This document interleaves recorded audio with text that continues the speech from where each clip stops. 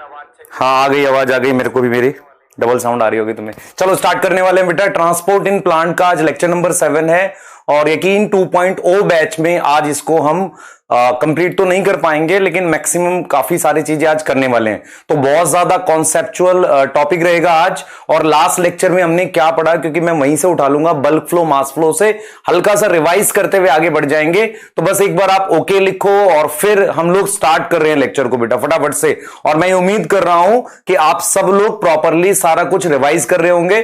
दो तीन जो आपके डाउट्स हैं जो बच्चों ने मेरे से पूछा, आप में से बहुत सारे बच्चे जो मेरे से पूछ रहे थे, और कल मैं पाठशाला के लॉन्च में था भी, तो बहुत सारे बच्चों ने डायरेक्टली मेरे से फेस टू फेस भी पूछा और उन्होंने बोला कि सर क्या हमने यकीन 1.0 में आपके लेक्चर पढ़े थे, हमने नोट्स भी बनाए थे, क्या लेक्चर देखने जरूरी है? मैं सिर्फ इतना कह रहा हूं कि अभी 1-2 वीक फ्लो में आने के लिए 2x की स्पीड पे देख लो जिन्होंने पहले अटेंड किया हुआ था, या आपने अगर नोट्स बनाए हैं तो इन पीडीएफ में अगर कुछ एक्स्ट्रा मिलता है तो उसमें ऐड ऑन कर लो।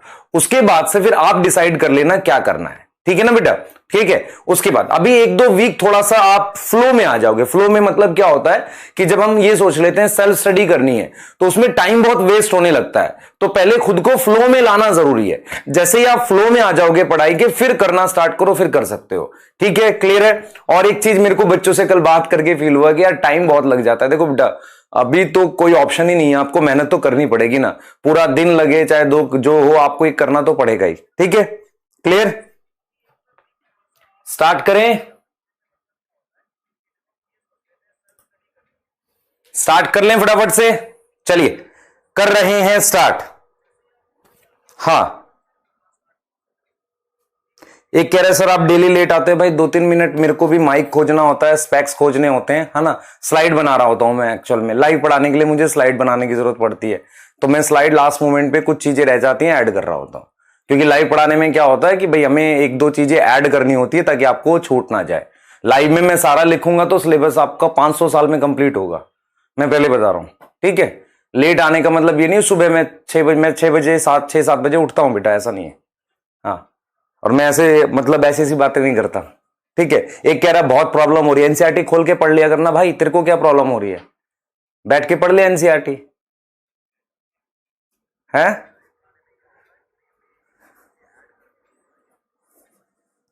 ठीक है, हाँ मुझे बता जो मैं स्लाइड पे लिख के नहीं लाऊंगा थोड़ा थोड़ा सा, तो मैं आपको कैसे कराऊंगा जल्दी से? और मुझे करा नहीं, आप कहेंगे नहीं सर सारा ही लिख दो आप, तो फिर क्या साल में सिलेबस कराऊं तुम्हारा? ठीक है, कोई ऐसा नहीं बेटा, मतलब और एक चीज और समझो ना कि मैं लेट हूं ये मैं कर रहा हूं, तुम क्या कर रहे हो? बैठ के वीडियो को घूर रहे हो। एनसीईआरटी रख के पढ़ो ना, स्टार्ट होगी तो देख लेना। एनसीईआरटी नहीं तुम्हारे पास? कुछ तो ऐसे हैं तुम्हारे, तुम में से बहुत सारे तो ऐसे बच्चे भी हैं जो वेट करते हैं, यार अभी मम्मी ने बोला है आधे घंटे में खाना बन जाएगा, जब तक मैं फोन चला लेता हूं। पढ़ लेना भाई आधे घंटे, 4 क्वेश्चन कर ले फिजिक्स के, या एनसीईआरटी पढ़ ले फिर से। ये जो आधा आधा घंटा डेली वेस्ट करते हो ना खाने के वेट में और इसमें उधर में, यही नुकसान करने वाला है तुम्हें, समझ नहीं रहे हो अभी? हाँ चलो, नोट्स बेटा कल दे दूंगा, कल एक्स्ट्रा क्लास भी है, कल मैं पूरे चैप्टर के कंप्लीट नोट्स दे दूंगा आपको। हाँ, वर्कशीट मैंने दे दिया आपको, एक और आज मिल जाएगी। वर्कशीट भी मिल जाएगी, नोट्स भी मिल जाएंगे, और उसके अलावा जो असाइनमेंट कर रहे हम हैं। ठीक है, क्लियर? चलिए स्टार्ट करते हैं बेटा।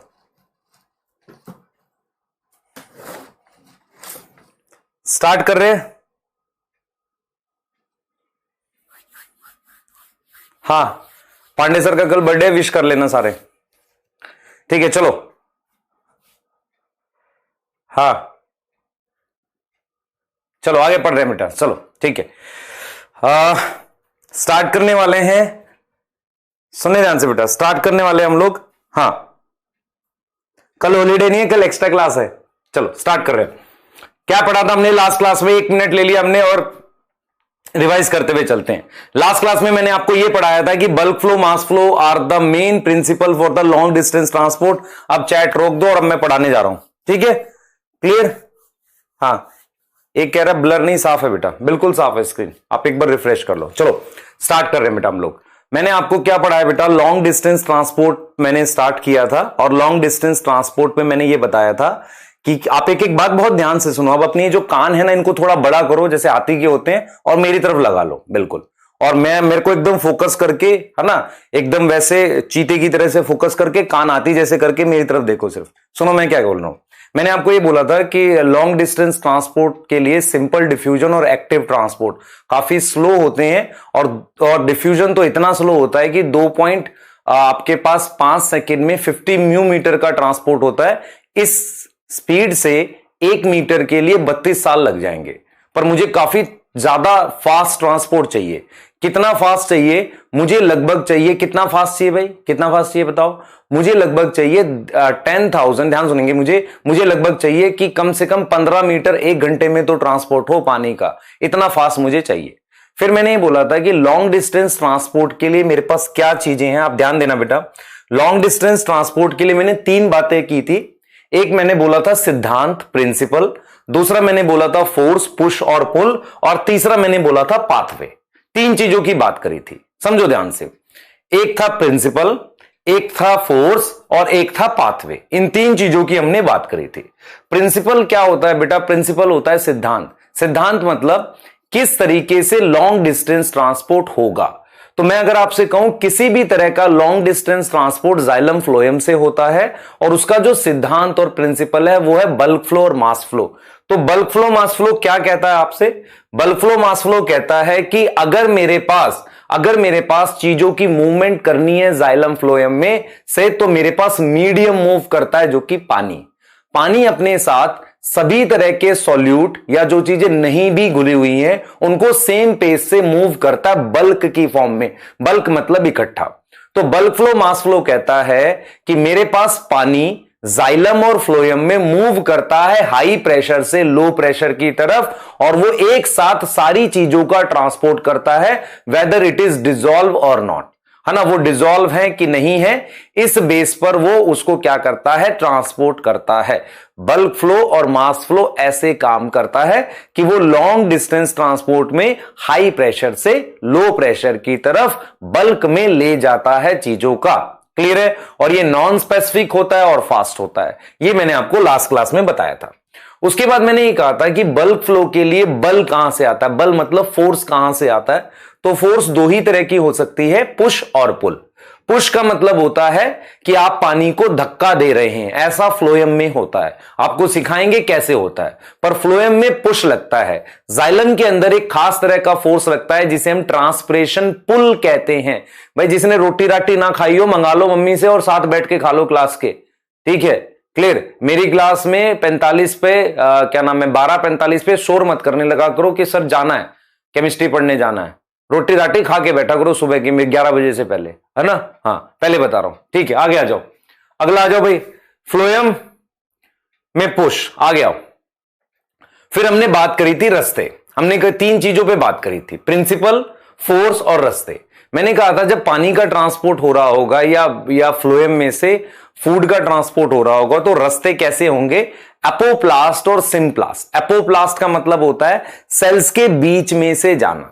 सिम्प्लास्ट का क्या मतलब होता है आप समझे ध्यान से। एपोप्लास्ट का मतलब होता है सेल्स के बीच में से जाना, ठीक है। सेल्स के बीच में से जाने का मतलब नॉन लिविंग स्पेस से जाना, और सेल वॉल से जाना, और डेड सेल से जाना। एपोप्लास्ट का मतलब समझ में आ रहा है, सेल्स के बीच में से जाना, सेल वॉल के ऊपर से जाना। अगर मैं आपसे पूछूं प्रूफ करो cell wall non living, actual में सेल वॉल में जो सेलुलोज है ना उसको सेकेंडरी मेटाबोलाइट लिखा है, चेक कर लो बायोमोलिक्यूल की टेबल। तो मैं आपको सिर्फ ये समझाना चाह रहा हूं, cell wall is nothing but a deposition. Deposition मतलब होता है सेल के बाहर रिलीज किया हुआ केमिकल होता है। तो जो सेल वॉल होती है ना बेटा, जो सेल वॉल होती है उसको हम नॉन लिविंग मानते हैं। तो वहां से अगर पानी जा रहा है तो उसे हम एपोप्लास्ट बोलते हैं। और डेड सेल्स कौन से होते हैं, जिनमें मेम्ब्रेन नहीं होती, जैसे कि, और साइटोप्लाज्म नहीं होता, जैसे कि मेरे पास कौन है, जाइलम का वेसल्स और ट्रैकिड्स। ठीक होगी बात। तो डेड सेल से जाना और उससे जाना, ये सबको हम क्या बोलते हैं, एपोप्लास्ट बोलते हैं। Now what is symplast. Symplast क्या होता है सोचो, सिम्प्लास्ट होता है लिविंग सेल से जाना। अगर कोई लिविंग सेल से जाएगा तो उसे हम क्या बोलते हैं, सिम्प्लास्ट बोलते हैं।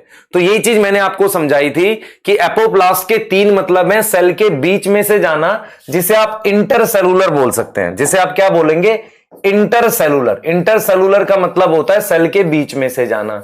फिर मैंने बोला था थ्रू सेल वॉल जाना, और थ्रू डेड सेल जाना, इसको भी मैंने क्या बोला था बेटा, इसको भी मैंने एपोप्लास्ट बोला था। सिम्प्लास्ट का मतलब होता है, सिम का मतलब साथ में, प्लास्ट मतलब लिविंग पार्ट, तो लिविंग पार्ट के अंदर में से जाना, ठीक है। इसको मैंने क्या बोला था, सिम्प्लास्ट बोला था। फिर मैंने कहा था कि मैं आपको 3 चीजों का ट्रांसपोर्ट पढ़ाऊंगा, मेनली लॉन्ग डिस्टेंस का, पानी का, फूड का और मिनरल का, या पानी का, मिनरल का, फूड का। क्लियर हो गई बात। तो जब मैंने उसके ट्रांसपोर्ट के लिए बात करी थी तो मैंने आपको क्लियरली पढ़ाया था, ध्यान सुनेंगे, क्लियरली पढ़ाया था, यहां से देखें बेटा, क्लियरली पढ़ाया था कि पानी का अगर हम ट्रांसपोर्ट की बात करते हैं तो हम 3 लेवल पे ट्रांसपोर्ट पढ़ेंगे। पहला कि पानी एब्जॉर्ब होके एंटर कैसे करता है जाइलम में। पहला पॉइंट क्या पढ़ोगे, पानी एब्जॉर्ब होके एंटर कैसे करता है जाइलम में। उसके बाद पानी ऊपर कैसे चढ़ता है, और तीसरा मैंने आपको बोला था कि पानी का ट्रांसपिरेशन कैसे होता है। तो हम ट्रांसपोर्ट ऑफ वाटर को 3 लेवल पे डिस्कस करने वाले हैं। पहला, पानी की एंट्री। एंट्री कहां पर, मतलब रूट में एंट्री। क्लियर है। जैसे एनसीईआरटी ने बोला है क्लियरली कि आप पौधे के ऊपर पानी ऐसे मारते रहो, क्या फर्क पड़ता है, पानी तो सिर्फ रूट से एब्जॉर्ब होगा और कहीं से एब्जॉर्ब नहीं होने का है, ठीक है। उसके बाद नेक्स्ट इज कि पानी once it absorb, how it enter into xylem. एक बार एब्जॉर्ब होके जाइलम में कैसे जाता है, हमें वो रास्ता भी देखना है, एपोप्लास्ट, सिम्प्लास्ट। दूसरा, तीसरी बात कि पानी का ट्रांसपिरेशन कैसे होता है, ठीक है। मतलब ऊपर के देखो, एक बार एंट्री हो गई, फिर पानी ऊपर कैसे चढ़ा और फिर पानी बाहर आया। तो बाहर आने को कहते हैं ट्रांसपिरेशन, ऊपर जाने को कहते हैं असेंट ऑफ सैप। एंट्री करानी है जाइलम में। तो कल जब हम पढ़ रहे थे तो मैं आपको टॉपिक पढ़ा रहा था पानी का एब्जॉर्प्शन, ठीक है। मैंने आपको एक चीज सिखाई थी, मैंने आपको एक बात बताई थी कि देखो भाई, पानी का सिर्फ पैसिव एब्जॉर्प्शन होता है। पानी का सिर्फ क्या होता है, पैसिव एब्जॉर्प्शन। और कैसे होता है, डिफ्यूजन के थ्रू। जो पानी का डिफ्यूजन है, क्योंकि मेम्ब्रेन के अंदर हो रहा है तो उसे ऑस्मोसिस बोल लो, कोई दिक्कत नहीं। लेकिन पानी का सिर्फ क्या होता है, पैसिव एब्जॉर्प्शन होता है। और कैसे होता है, डिफ्यूजन। मैंने ऐसे बोला था, ध्यान सुनेंगे, मैंने ऐसे बोला था कि रूट के अंदर, सबसे पहले मैंने ये बोला था कि सॉइल एक डाइल्यूट सॉल्यूशन है। डाइल्यूट का मतलब ये है कि मेरे पास रूट के अंदर मान लो 100 Na है, सॉइल के अंदर 1000 है, पर सॉइल एक बहुत बड़ा वॉल्यूम है, इस वजह से सॉइल एक डाइल्यूट सॉल्यूशन है। डाइल्यूट है एज कंपेयर टू रूट। तो soil is a dilute solution. Soil is a dilute solution, समझ लें ध्यान से। Soil is a dilute solution. Soil एक डाइल्यूट सॉल्यूशन है जिसमें मेरे पास आयंस की कंसंट्रेशन, आयंस की जो कंसंट्रेशन होती है वो क्या होती है, वो आपको देखना पड़ेगा। तो soil is a dilute solution, soil एक डाइल्यूट सॉल्यूशन है, आप समझे। दूसरी बात मैंने बोली थी कि पहले मिनरल एब्जॉर्ब होगा रूट में। आप हमेशा याद रखो बेटा, पहले मिनरल एब्जॉर्ब होता है, पानी उसके पीछे जाता है। हमने आपको हमेशा ये याद रखना है बेटा, कैटायन जो होते हैं नॉर्मली एक्टिव एब्जॉर्ब होते हैं। तो आपको ये याद रखना है कि soil is a dilute solution. पहले मिनरल का एब्जॉर्प्शन होगा जो एक्टिव और पैसिव दोनों हो सकता है, पर मेनली एक्टिव होता है। मेनली कैसा होता है, एक्टिव होता है। एक्टिव पैसिव दोनों हो सकता है, पर मेनली कैसा होगा भाई, मेनली एक्टिव होगा। मतलब एनर्जी खर्च होगी, मतलब एटीपी खर्च होगी, मतलब पंप के थ्रू होगा। तो बहुत सारे आयंस जो होते हैं वो पंप के थ्रू होते हैं, और ये पंप कहां होते हैं, रूट हेयर में, एपिडर्मल सेल्स में, यहां होते हैं। एक बार मिनरल एब्जॉर्ब हो गया तो पानी उसका पीछा करता है। पीछा क्यों करता है, क्योंकि मिनरल एब्जॉर्ब होने के बाद जहां मिनरल एब्जॉर्ब हुआ है वहां वाटर पोटेंशियल लो हो जाएगा या ऑस्मोटिक प्रेशर बढ़ जाएगा, तो पानी उसको फॉलो करेगा। पानी उसको क्या करता है, फॉलो करता है। और पानी का सिर्फ कौन सा एब्जॉर्प्शन होता है, पैसिव एब्जॉर्प्शन होता है। सिर्फ कौन सा एब्जॉर्प्शन होता है, पैसिव। पैसिव मतलब एनर्जी खर्च नहीं होती। एनर्जी कहां खर्च हुई है, मिनरल के एब्जॉर्प्शन में। आप समझ लो ध्यान से, मिनरल के एब्जॉर्प्शन में। अब ये मैंने पानी का एब्जॉर्प्शन बताया था, और मैंने ये भी क्लियरली बोला था कि पानी लीफ पे डालोगे कोई फर्क नहीं, सिर्फ रूट से एब्जॉर्ब होगा, रूट हेयर के थ्रू होगा। रूट हेयर क्या होते हैं, मिलियंस ऑफ सेल्स होते हैं, मिलियंस ऑफ धागे होते हैं। और वो कैसे होते हैं, पतले, सिलेंडर होते हैं। सिलेंडर होने से सरफेस एरिया बढ़ जाता है। क्या आपको यहां तक याद है? अब यहां से हम आगे जाएंगे और आगे का टॉपिक पढ़ रहे हैं। क्लियर है? यहां तक क्लियर है? टुडे इज माई बर्थडे, तो मैं क्या करूं भाई? अपने पेरेंट्स को बता, पैर छू, आशीर्वाद ले, मेरे से क्यों बता रहा है? मैं तो टॉपिक पढ़ाऊंगा ना। हाँ, मेरी ब्लेसिंग्स है, एकदम डेली ब्लेसिंग्स दे रहे हैं, हर लेक्चर में ब्लेसिंग्स दे रहे हैं, पर ब्लेसिंग से ज्यादा टॉपिक की जरूरत है आपको मेरे से अभी। ब्लेसिंग्स तो अपने पेरेंट्स से लो, है ना। हाँ, ब्लेसिंग्स का मतलब पैसे नहीं होता है, समझ लो ध्यान से। कुछ मक्कार बालक सोच रहे होंगे आज ही सुबह 100 का नोट लिया पापा से। जल्दी बताओ, क्लियर है?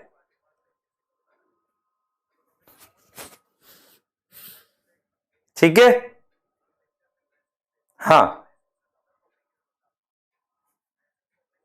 ठीक, आगे चले, चलिए आगे चलते हैं।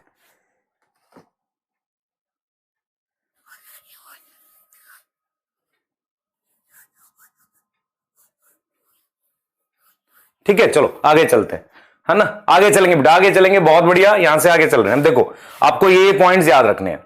मैंने आपको समझाया था कि सबसे पहले एब्जॉर्प्शन ऑफ वाटर के लिए क्या याद रखोगे? एब्जॉर्प्शन ऑफ वाटर कैसे होती है? By root hair. तो आपको क्लियरली कह रहा हूं, मैं यहां पर फिर लिख रहा हूं, मैं यहां पर लिख रहा हूं कि सॉइल डाइल्यूट सोल्यूशन है, मैं लिख रहा हूं ताकि आपको याद रहे। डाइल्यूट सोल्यूशन पहले कौन एब्जॉर्ब होगा? वंस मिनरल एब्जॉर्ब, जो कि दोनों होता है, ठीक है। देन वाटर एब्जॉर्ब पैसिवली, और कैसे होगा? पैसिवली, किसकी मदद से? Root hair, by root hair, root hair की मदद से होगा। अब ये रूट हेयर क्या है, जरा फोकस करेंगे। ये मैंने क्या बना दिया बेटा, देखो इधर देखो सारे, ये मेरे पास एपिडर्मिस का सेल है। एपिडर्मिस क्या होती है? Outer layer. ये उसके रूट हेयर है, ऐसे इस तरीके से रूट हेयर है। आप देख रहे हो, रूट हेयर ये चीज होती है बेटा। रूट हेयर अगर आप देखोगे, ये सेल है, ये कौन सा सेल है? एपिडर्मिस का सेल है। तो रूट हेयर क्या होती है? सिंगल सेल की बनी होती है, सिंगल सेल की आउटग्रोथ होती है। आउटग्रोथ का मतलब होता है बाहर निकला हुआ स्ट्रक्चर। दूसरा पतला होता है, स्लेंडर होता है। स्लेंडर का मतलब होता है पतला। सरफेस एरिया इंक्रीज करता है, सरफेस एरिया इंक्रीज करता है एब्जॉर्प्शन के लिए। सरफेस एरिया इंक्रीज करेगा किसके लिए? एब्जॉर्प्शन के लिए सरफेस एरिया इंक्रीज करता है। अगर आपको ये बात समझ में आ गई तो इंपॉर्टेंट है बेटा ये। दूसरा, आपके पास वंस मिनरल एब्जॉर्ब, और मिनरल का एब्जॉर्प्शन एक्टिव और पैसिव दोनों होता है। एक्टिव और पैसिव दोनों होगा। आपको ये समझ में आना चाहिए कि मेरे पास इस पे मेरे पास पंप लगे होंगे, यहां पर ये पंप लगे होंगे मिनरल्स के लिए। दीज आर पंप, ये पंप लगे हुए हैं। पंप लगे हुए हैं किसके लिए? मिनरल के लिए पंप लगे हुए हैं। और मेरे पास साथ के साथ चैनल्स भी लगे हुए हैं। तो चैनल और पंप लगे रहते हैं बेटा यहां पर, जिसकी मदद से मिनरल एंटर करता है और उसके बाद फिर पानी उसे फॉलो करता है। अगर आपको इतनी बात याद आ गई, उसके बाद सुनो ध्यान से, एक्टिव और पैसिव। तो मैं यहां पर क्लियर लिख रहा हूं, मिनरल एब्जॉर्प्शन। बेटा ये डायरेक्ट क्वेश्चन आएगा, ऐसे आपसे पूछेगा मिनरल एब्जॉर्प्शन, आप कहोगे सर ने पढ़ाया था एक्टिव और पैसिव। बहुत बढ़िया, मजा आ गया। एक्टिव और पैसिव है ना, दोनों होता है, पर एक्टिव ज्यादा होता है। फिर आपसे पूछेगा पानी का एब्जॉर्प्शन, पानी का कैसा होगा एब्जॉर्प्शन? तो एब्जॉर्प्शन ऑफ वाटर कितना होगा बेटा? एब्जॉर्प्शन ऑफ वाटर पैसिव होगा, है ना। क्या होगा? पैसिव होगा, 100% पैसिव होगा, इसमें कोई डाउट नहीं है, पैसिव होगा, पैसिव। और एनसीईआरटी लिखती है बाय डिफ्यूजन। वो डिफ्यूजन को हम क्या लिख सकते हैं? अगर मेम्ब्रेन पार कर रहा है तो उसे ऑस्मोसिस लिख सकते हैं, ठीक है। अब आ जाओ जरा, माइकोरिजा क्या होता है? एक्चुअल में क्या होता है बेटा, मैं आपको एक चीज बताता हूं। बहुत सारे प्लांट ऐसी मिट्टी में ग्रो करते हैं जहां पर उसे उतने मिनरल्स नहीं मिलते। बहुत सारे प्लांट ऐसी मिट्टी में ग्रो करते हैं जहां बहुत सारे मिनरल्स नहीं होते। तो उन्हें क्या करना होता है? उन्हें रूट एयर बना लिए, पर रूट एयर अभी भी कम पड़ रहे हैं, सरफेस एरिया और बढ़ाना है। तो मेरे पास ये देखो जरा बेटा, कुछ प्लांट्स की रूट है, कुछ प्लांट्स की रूट है, उन्होंने रूट एयर तो बनाए, ऐसे रूट एयर बनाए, पर रूट एयर अभी उतने ज्यादा हमें लग रहा है कि उतना सरफेस एरिया नहीं है। तो उन रूट एयर के अलावा मेरे पास कुछ फंजाई के हाइफे, हाइफे क्या होते हैं? फंजाई के धागे। ऐसे फंजाई के हाइफे इनके आसपास आ जाते हैं ताकि सरफेस एरिया बढ़ा सके। जो काम ये कर रहा है, रूट हेयर कर रहा है, वही काम माइकोरिजा कर रहा है प्लांट्स के लिए। तो माइकोरिजा क्या होता है बेटा? माइकोरिजा क्या होता है? तो हम लिख रहे हैं इन सम प्लांट मेरे पास क्या होगा? Fungal hyphae.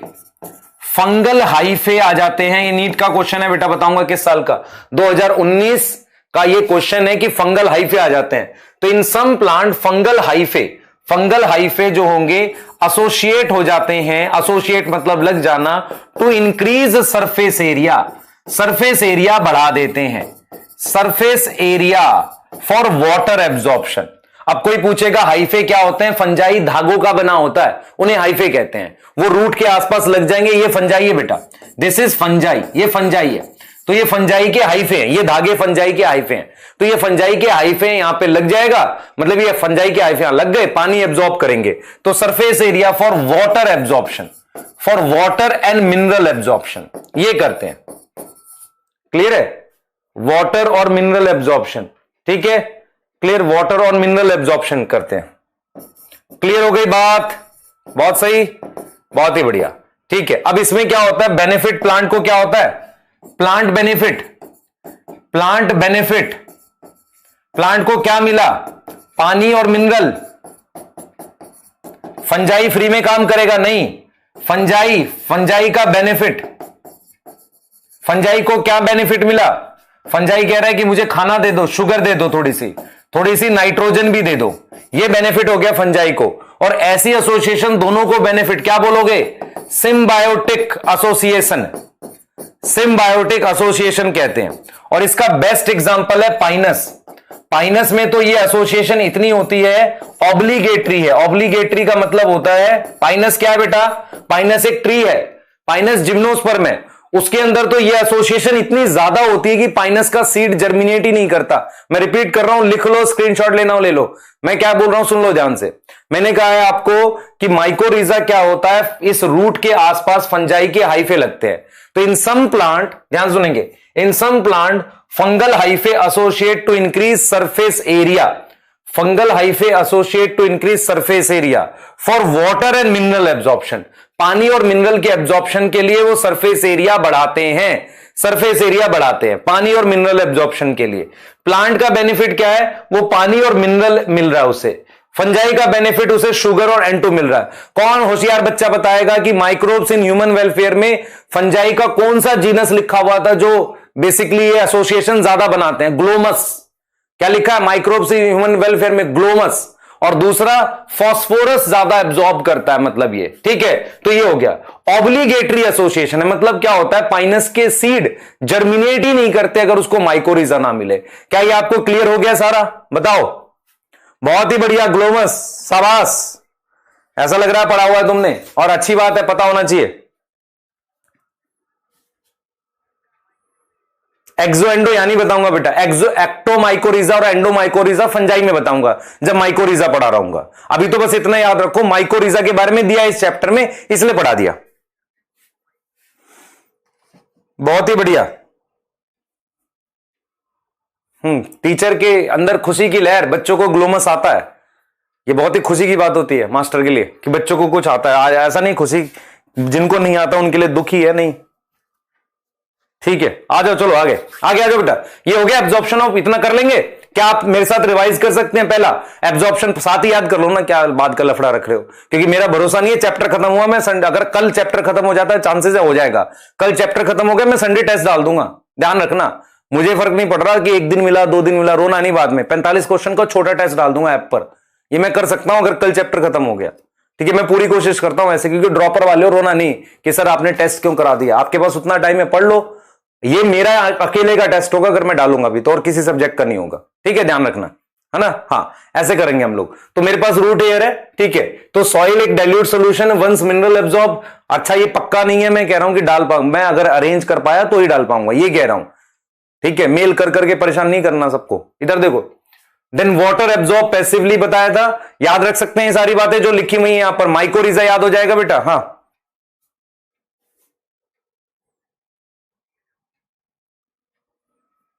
ठीक है, क्लियर। ये चीज एक्टिव और पैसिव याद होना चाहिए आपको बेटा। एक्टिव किसका है, पैसिव किसका है? माइकोरिजा का रोल। आ जाओ, पानी को अब आगे लेके जाएंगे। पानी की एंट्री करानी है जाइलम में। हमने सबसे पहले पढ़ लिया पानी का एब्जॉर्प्शन, पानी को एब्जॉर्ब करा लिया, अब एंट्री करा लेते हैं। चैटे रोक दो, आगे पढ़ रहे बेटा। ठीक है, कल छुट्टी नहीं है, कल कोई छुट्टी नहीं है। कल 2 अक्टूबर मनाएंगे तुम्हारे साथ। हाँ, कल कोई छुट्टी नहीं है, आ जाओ जल्दी आओ बेटा। Entry of water into xylem बता रहा हूं, बहुत ध्यान से सुनेंगे। फिर एकदम हाथी जैसे कान, चीते जैसी आंख, यहां लगा लो एकदम। देखो जरा से क्या बता रहा हूं, देखो। पानी को मुझे क्या करना है, एपिडर्मिस में आ चुका है। एपिडर्मिस का मतलब ये हो गया कि पानी आउटर लेयर में आ चुका है। देखो इधर मेरे पास क्या हुआ है, पानी आउटर लेयर में, जिसे मैं एपिडर्मिस कह रहा हूं, यहां आ चुका है। सबसे पहले हम क्या करेंगे, एक रूट को देखेंगे, रूट में क्या क्या लेयर होती है। सबसे बाहर वाली लेयर को एपिडर्मिस कहते हैं। यहां पर जो सेल्स होते हैं जिनके बीच में काफी स्पेस होता है, इन्हें हम कॉर्टेक्स के सेल्स कहते हैं। उसके बाद ये मैंने जो दिखा रखी है इस कलर से, this is endodermis, this layer is endodermis. उसके बाद पेरिसाइकिल। तो याद करो साथ के साथ, epidermis, cortex, endodermis, pericycle, xylem and phloem. याद करो बेटा, जाइलम एंड फ्लोएम याद करो जल्दी से, फटाफट से। क्लियर है? सही है? हाँ, इधर देखो बेटा, इधर फोकस करो, अब कोई चैट मत करो। देखो इधर देखो बेटा, ये देखो epidermis, cortex, endodermis, pericycle, xylem और फ्लोएम, ये आगे हमारे पास लेयर्स। याद करो जल्दी से, जाइलम और फ्लोएम ये लेयर्स है। अब मैं आपको क्या बता रहा हूं, अब मैं आपको क्या पढ़ाने जा रहा हूं, फोकस करो। देखो मैं आपको ये पढ़ाने जा रहा हूं कि किस तरीके से पानी एंटर करेगा। ठीक है, कैसे पानी एंटर कर रहा है वो पढ़ा रहा हूं। तो पानी मेरे पास एपिडर्मिस में आ चुका है, वहां से मैं इसको कॉर्टेक्स के थ्रू लेकर जाऊंगा, फिर एंडोडर्मिस में लेकर जाऊंगा, फिर पेरिसाइकिल में, फिर वहां से जाइलम में। मुझे पानी को जाइलम में पहुंचाना है। क्लियर हो गई बात? तो मैं अगर आपसे पूछूं कि पानी की मैं कैसे एंट्री कराने वाला हूं, तो मैं सिंपल से लिखूंगा कि वाटर मेरे पास, water once enter into root, वो क्या करेगा, इट क्रॉस, है ना, मैनी लेयर्स, वो काफी सारी लेयर्स पार करता हुआ, ठीक है, मैनी लेयर्स, इनको क्रॉस करेगा। किसको किसको? कॉर्टेक्स, ठीक है, एंडोडर्मिस, पेरिसाइकिल, इनको क्रॉस करता हुआ एंड रीच इनटू जाइलम। कहां पहुंचना है उसको? जाइलम में पहुंचना है। हमने सबसे पहले तो ये जानना है, सबसे पहले ये जानना है कि ये जो मूवमेंट हो रही है किसकी मदद से हो रही है, फोर्स क्या है। तो फॉर दिस मूवमेंट, पानी की मूवमेंट के लिए फोर्स क्या है, तो फॉर दिस मूवमेंट, पानी की इस मूवमेंट के लिए फोर्स कहां से आ रही है? Force is transpiration pull. Force क्या है? ट्रांसपिरेशन पुल है जो पानी को खींच रहा है। एनसीईआरटी ने एक लाइन लिखी है कि ये ट्रांसपिरेशन पुल कैसे आता है। आपको एनसीईआरटी ने लिखा है कि ट्रांसपिरेशन पुल इन लीफ, वो जो जनरेट होता है, जो बनता है, वही पानी को खींच रहा होता है। ठीक है, अब हम ये जानेंगे कि पानी मूव कैसे करेगा। तो हम ये जानना चाह रहे हैं कि वाटर कैन फॉलो, पानी फॉलो कर सकता है क्या? Apoplast and symplast pathway. Apoplast और सिम्प्लास्ट पाथवे, ये दोनों को फॉलो कर सकता है। एपोप्लास्ट और सिम्प्लास्ट पाथवे, ये दोनों को फॉलो करेगा। आप समझ रहे हैं? दोनों को फॉलो करेगा, एपोप्लास्ट और सिम्प्लास्ट को। तो ये क्लियर रखना आप ध्यान से कि हमने आपको बताया कि पानी एंटर कर गया, उसके बाद वो मूव करेगा, उसको मुझे जाइलम में लेके जाना है। वो एपोप्लास्ट और सिम्प्लास्ट पाथवे कैसे फॉलो करेगा वो देखेंगे, लेकिन पानी की मूवमेंट के लिए फोर्स कहां से आ रही है? ट्रांसपिरेशन पुल से आ रही है। तो चलिए एक बार पानी की मूवमेंट को देखते हैं, और सभी बच्चे बहुत ध्यान से मेरी बातें सुनेंगे। ठीक है, बहुत ध्यान से मेरी बात सुनेंगे। मैं पानी की मूवमेंट को क्या बता रहा हूं, देखो ये वो लेयर्स है, मैंने दोबारा एकदम गंदे गंदे डायग्राम में, खराब में ड्रॉ कर दिए, है ना, जिस बच्चे को दिखे तो ये रूट है बेटा, एक्चुअल में रूट के बारे में बनाए मैंने, रूट बना दिए, है ना। हाँ, मैं थोड़ी ड्राइंग भी खराब है, ठीक है, इसलिए मैंने बायो ली थी, नहीं तो मैं ड्राइंग का टीचर बन जाता। ठीक है, तो देखो भाई सारे फोकस करो, आ जाओ फोकस करो। देखो मैं क्या बता रहा हूं, इधर देखो बेटा, एकदम फोकस करना है ध्यान से। देखो मैं आपको एनसीईआरटी में दो तरह के डायग्राम दिखाऊंगा। एक में उसने पानी को ऐसे एंटर कराया है, ऐसे एंटर कराया, ठीक है, ये दिखाने के लिए कि एंट्री ये सिम्प्लास्ट टाइप की हो गई। अब देखो पानी नॉर्मली ऐसे भी एंटर कर सकता है, रूट हियर में ऐसे, इस तरीके से। अगर आप देख रहे हो ये पानी की एंट्री हो रही है, सेल देख रहे हो, सेल के बीच में से ऐसे निकल रहा है, ये कर सकते हैं। ठीक है, अब ये देखो जरा ध्यान से क्या हो रहा है। ये मेरे पास कौन सी लेयर है? दिस लेयर इज कॉर्टेक्स, ये कॉर्टेक्स के सेल है। तो आपको ये पता होना चाहिए, दिस इज एपिडर्मिस। ये लेयर क्या है? एपिडर्मिस है, सबसे बाहर की लेयर है। तो आपको ये पता होना चाहिए कि भाई एपिडर्मिस में उतना स्पेस होता भी नहीं है, और पानी ऐसे भी एंटर कर सकता है, ऐसे भी एंटर कर सकता है। ठीक है, अब मैं जरा कॉर्टेक्स के बारे में लिख रहा हूं। कॉर्टेक्स में क्या होता है? मेरे पास इंटरसेलुलर स्पेस होता है, काफी ज्यादा क्या होता है? इंटरसेलुलर स्पेस होता है। है ना, काफी ज्यादा क्या होता है, इंटरसेलुलर स्पेस होता है, तो ये सेल्स के बीच में से पानी जा सकता है। नहीं तो एक ऑप्शन और भी है, मेरे पास ये सेल वॉल है, ऐसे मान लो ये सेल वॉल है, ये इसकी सेल वॉल है, ठीक है, दिस इज सेल वॉल, आप देख सकते हो, दिस इज सेल वॉल। तो पानी यहां से बेटा, पानी यहां से ऐसे इस तरीके से, पानी यहां से ऐसे इस तरीके से जा रहा है, आप समझ रहे हो, पानी यहां से ऐसे सेल वॉल के ऊपर से जा रहा है, ऐसा भी जा सकता है। तो आपको यह समझ में आना चाहिए इंटरसेलुलर स्पेस प्रेजेंट है, तो इस वजह से पानी की जो मूवमेंट है वो एपोप्लास्ट होती है, वो क्या होती है, एपोप्लास्ट होती है, ठीक है। अब मेन दिक्कत है इसकी, मेन दिक्कत एंडोडर्मिस के, देखो पानी आ रहा है ऐसे मस्त एकदम, ऐसे भी आ सकता है रूट एयर में से, ऐसे भी आ रहा है, ठीक है, ये सेल्स के बीच में सारा, देखते रहो ध्यान से, पहले पानी आ रहा है ऐसे, कि एंट्री कैसे हुई थी, पैसिव, पैसिव एंट्री है, ठीक है, कैसी एंट्री है, पैसिव एंट्री है। अब वो कॉर्टेक्स में कैसे मूव कर रहा है, कॉर्टेक्स में कैसे मूव कर रहा है, वो सेल्स के बीच में से ऐसे जा रहा है। अब मेरी बात सुनो, this layer is known as endodermis, इस लेयर को मैंने एंडोडर्मिस बोला है, एंडोडर्मिस, ठीक है, ये सेल्स एंडोडर्मिस के।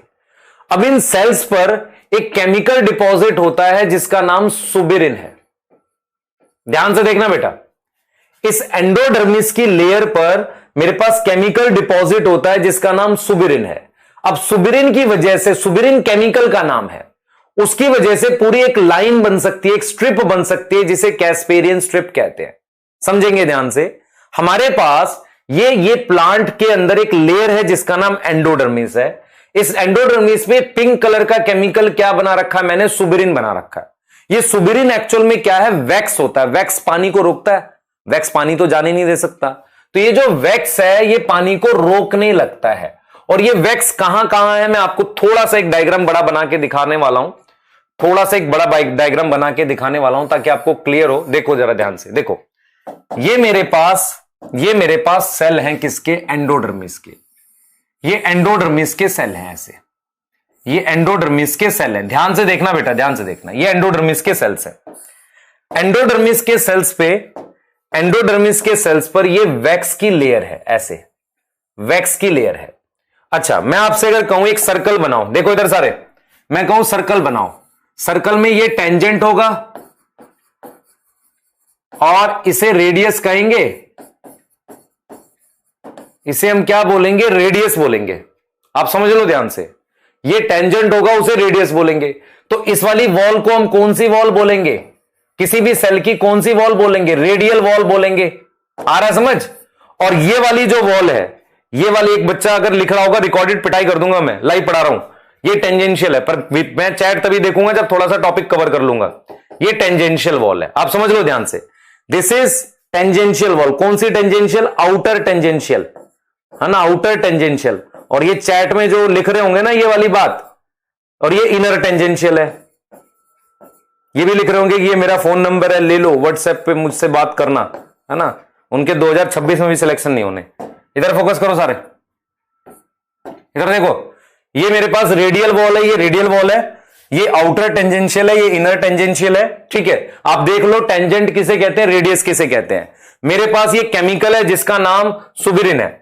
अब ये सुबिरिन यहां तो लगा हुआ है, ऐसे यहां तो लगा हुआ है, इसका मतलब सेल्स के बीच में से जाने की जगह तो है नहीं, आप समझ लो ध्यान से।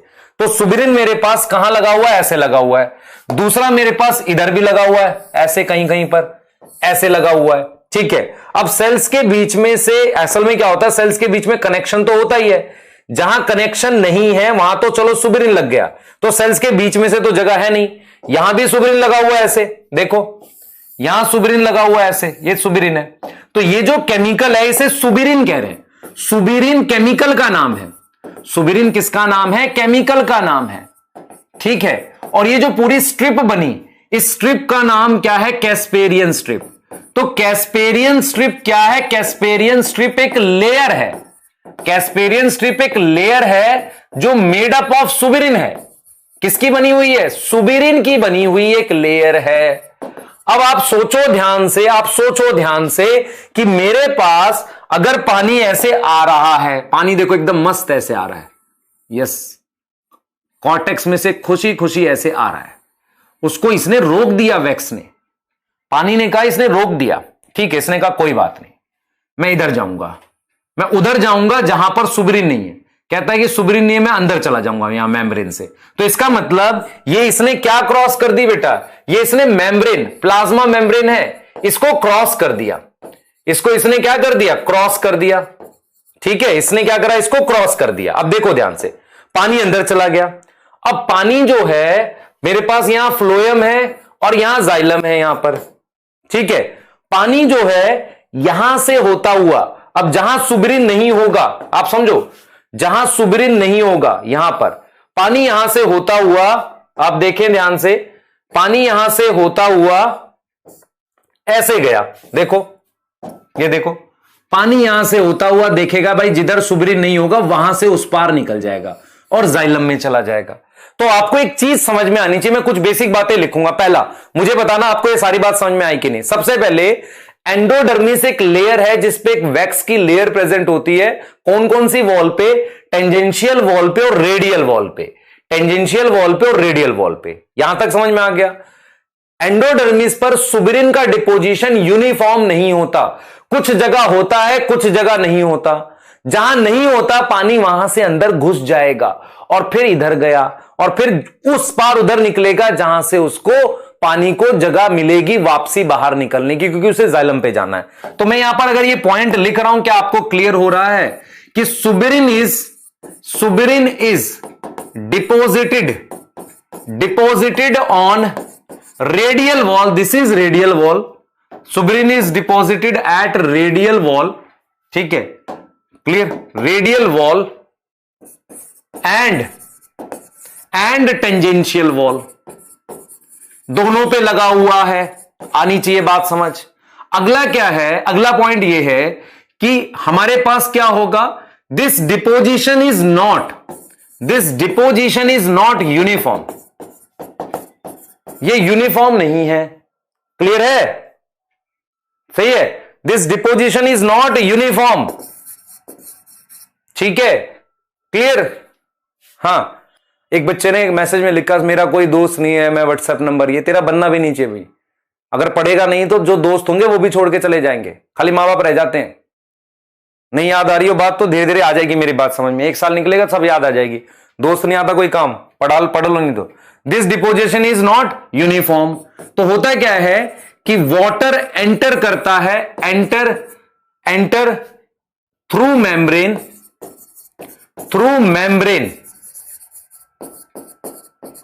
from place which is non-suberized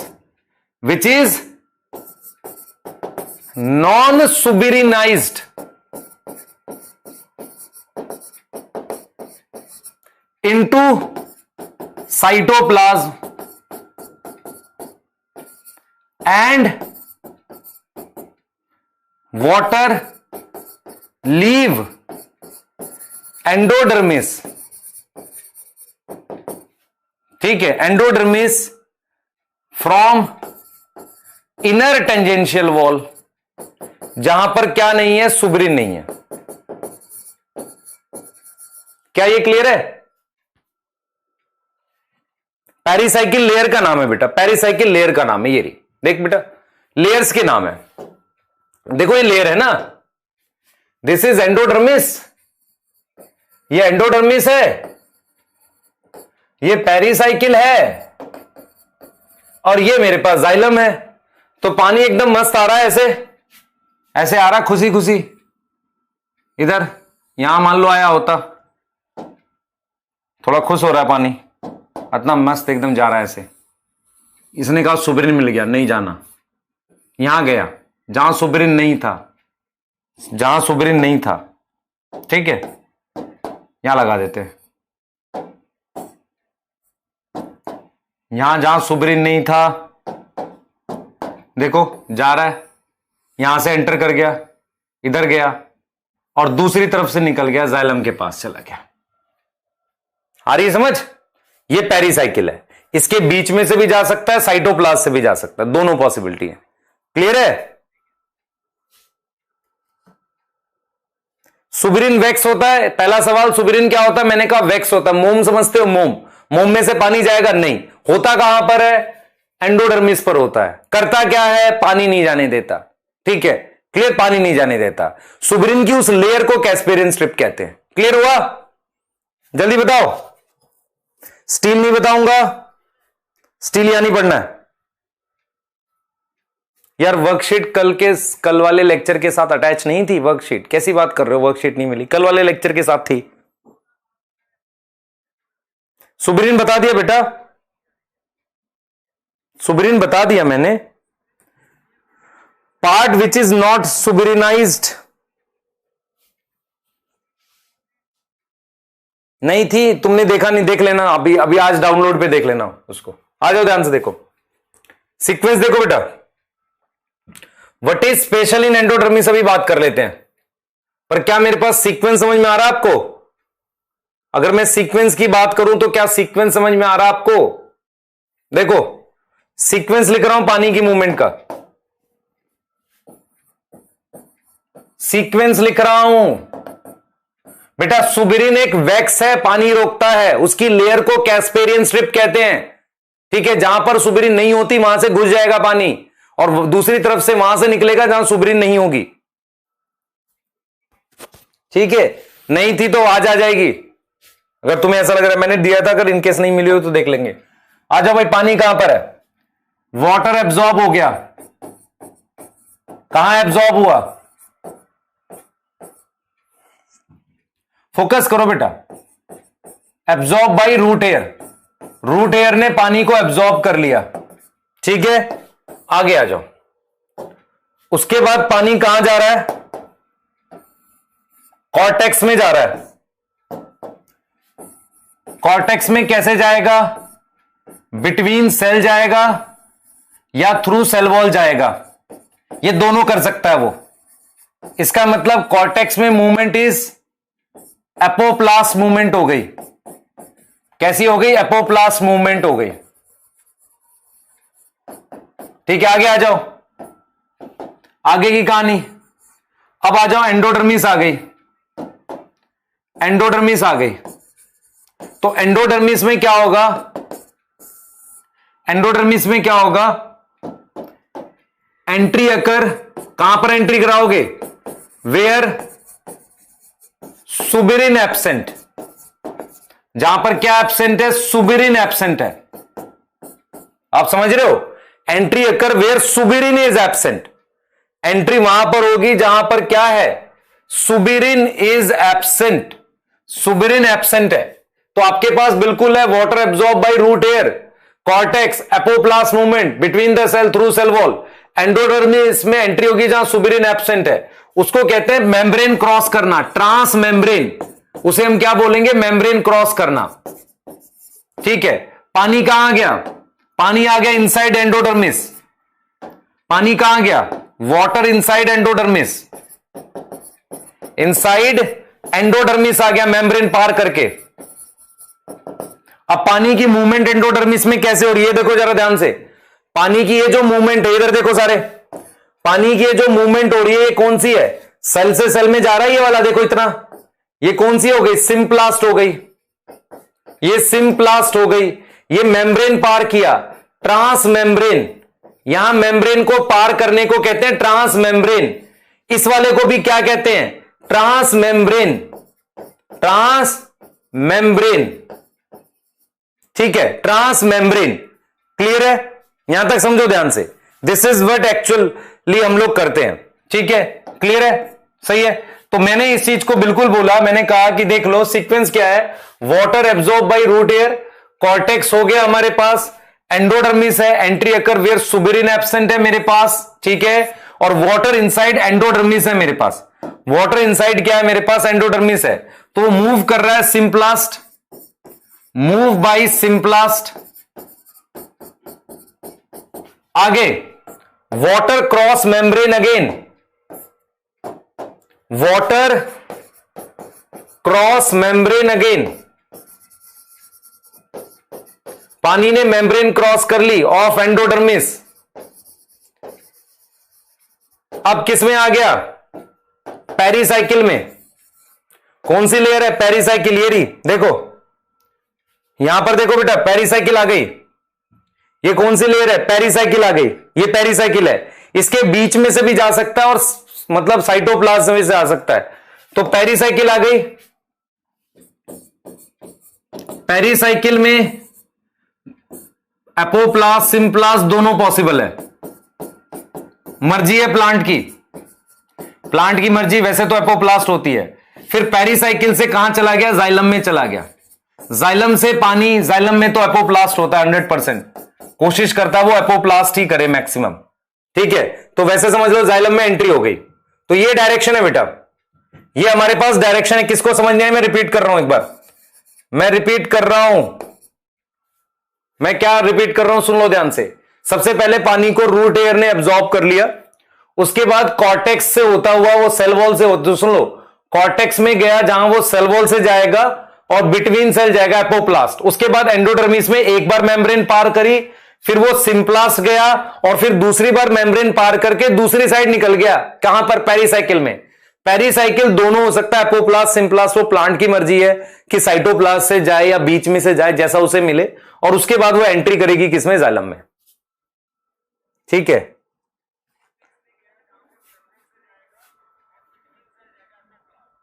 Radhe Shyam Jha, language को माइंड कर बेटा, गलत बात है। आगे भाई जल्दी पूछो, नोट प्रॉपर बनाए जैसी तेरे को ठीक लगे, पर ये याद रखियो लास्ट में वीडियो नहीं देख पाएगा, मैं पहले बोल रहा हूं।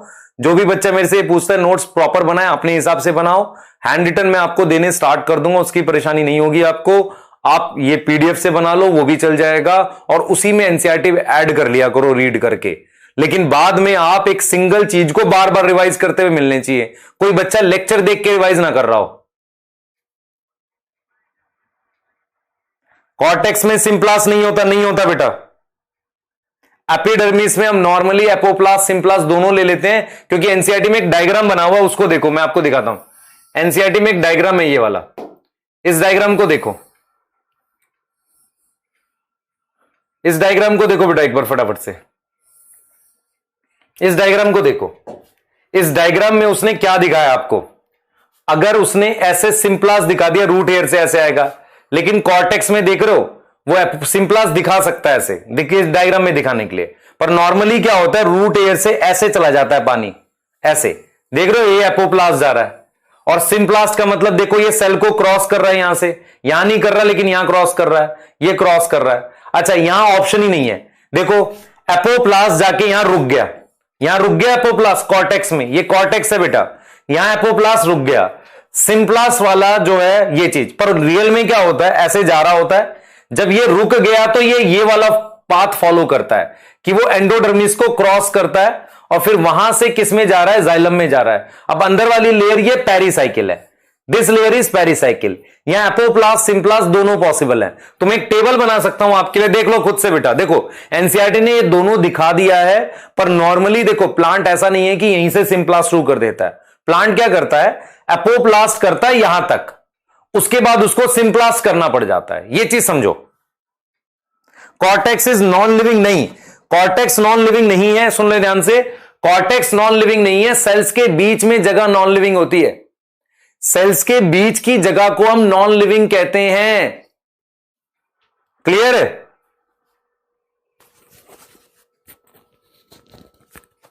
आवाज कम आ रही है? सही तो आ रही है? पासेज सेल क्या होता है मैं बताता हूं बेटा।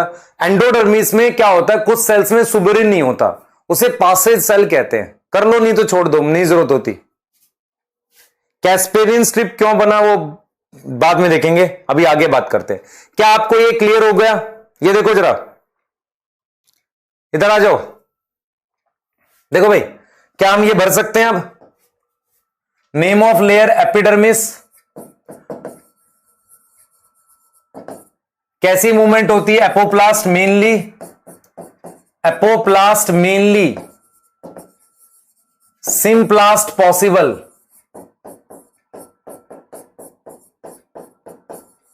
एक्टिव और पैसिव, सिर्फ पैसिव मूवमेंट होती है एपिडर्मिस से, या किसी भी लेयर से पैसिव ही हो रही, एनर्जी नहीं लग रही। फिर आ जाओ कॉर्टेक्स, कॉर्टेक्स में एपोप्लास्ट ही रखो, सिंप्लास्ट नहीं करते हैं, जरूरत ही नहीं पड़ती मुझे। और ये पैसिव ही रहता है बेटा, एनर्जी नहीं लगती, कभी भी एनर्जी नहीं लगती। अब यहां पर बच्चे गलती करते हैं कि वो एंडोडर्मिस में एक्टिव मूवमेंट समझते हैं। एंडोडर्मिस में क्या होता है समझो ध्यान से। एंडोडर्मिस में मेरे पास सिम्प्लास्ट होगा, सिम्प्लास्ट होता है, और वो पैसिव ही होता है, एनर्जी नहीं लगती बेटा, ये सब पैसिव है। फोर्थ मेरे पास पेरिसाइकिल, पेरिसाइकिल, पेरिसाइकिल में मेरे पास एपोप्लास्ट सिम्प्लास्ट दोनों पॉसिबल है,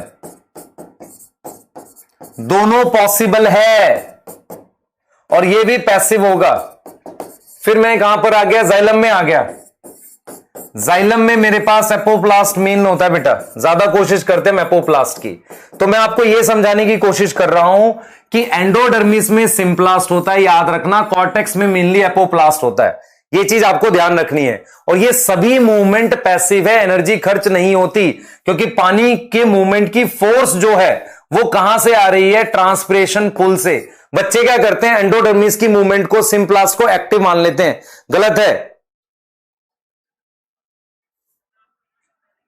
क्लियर, वो गलत है बेटा, ध्यान रखना। कल छुट्टी नहीं है, कल को पढ़ाएंगे फिर से आपको, हमारा मन कर रहा है, वो बता रहा हूं बेटा। Symplast is aided by, symplast is aided by, बता रहा हूं आपको, वो भी बता रहा हूं, अरे बता रहा हूं बेटा, वो भी बता रहा हूं। इधर देखो एक बार, ये वाला समझो, आ जाओ इधर देखो, एक डायग्राम देखो।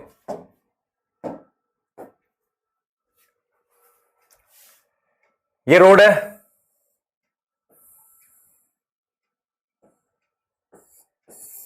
ठीक है, यहां पानी है, ठीक, तुम यहां जा रहे हो ऐसे मस्त, कोई दिक्कत नहीं, एपोप्लास्ट है, कोई कम रेजिस्टेंस, पानी भरा हुआ है, यहां थोड़ा रेजिस्टेंस फील होगा, इसमें जा रहे हो, मस्त रेजिस्टेंस फील हो रहा है। यहां बोट मिल गई थोड़ी देर के लिए, यहां से यहां तक की बोट मिल गई तुम्हें, ये बोट इंजन से चल रही है, ये एक्टिव है, तुम इसमें बैठ गए थोड़ी देर, यहां तक की मदद मिल गई तुम्हें, ये है साइटोप्लाज्मिक स्ट्रीमिंग। एक्चुअल में क्या होता है देखो, साइटोप्लाज्मिक स्ट्रीमिंग क्या है, पहले समझने की कोशिश करना मेरी बात को। बच्चे इसको गड़बड़ समझ रहे हैं, जो गलत बात है। देखो मैं क्या बताने चाह रहा हूं, ध्यान से सुनना भाई। तुम रोड पे जा रहे हो, एपोप्लास्ट है, क्योंकि रेजिस्टेंस कम है, लेस रेजिस्टेंस है, तुम एकदम पानी में बैठ गए, पानी का मतलब साइटोप्लाज्म हो गया, ये वाटर है यहां पर, तो यहां ज्यादा रेजिस्टेंस है, मोर रेजिस्टेंस, मतलब क्या हो गया, सिम्प्लास्ट हो गया। ये बात आपको समझ आ गई, एंडोडर्मिस की बात कर रहा हूं। पर मैं आपको यह भी कह रहा हूं कि पानी ऐसे जा रहा है मस्त एकदम, ऐसे पानी ऐसे जा रहा है, सिम्प्लास्ट है, दिस इज सिम्प्लास्ट। ये लेयर कौन सी है, एंडोडर्मिस, ये एंडोडर्मिस है। तो पानी जब एंटर किया उसके बाद ऐसे जा रहा है।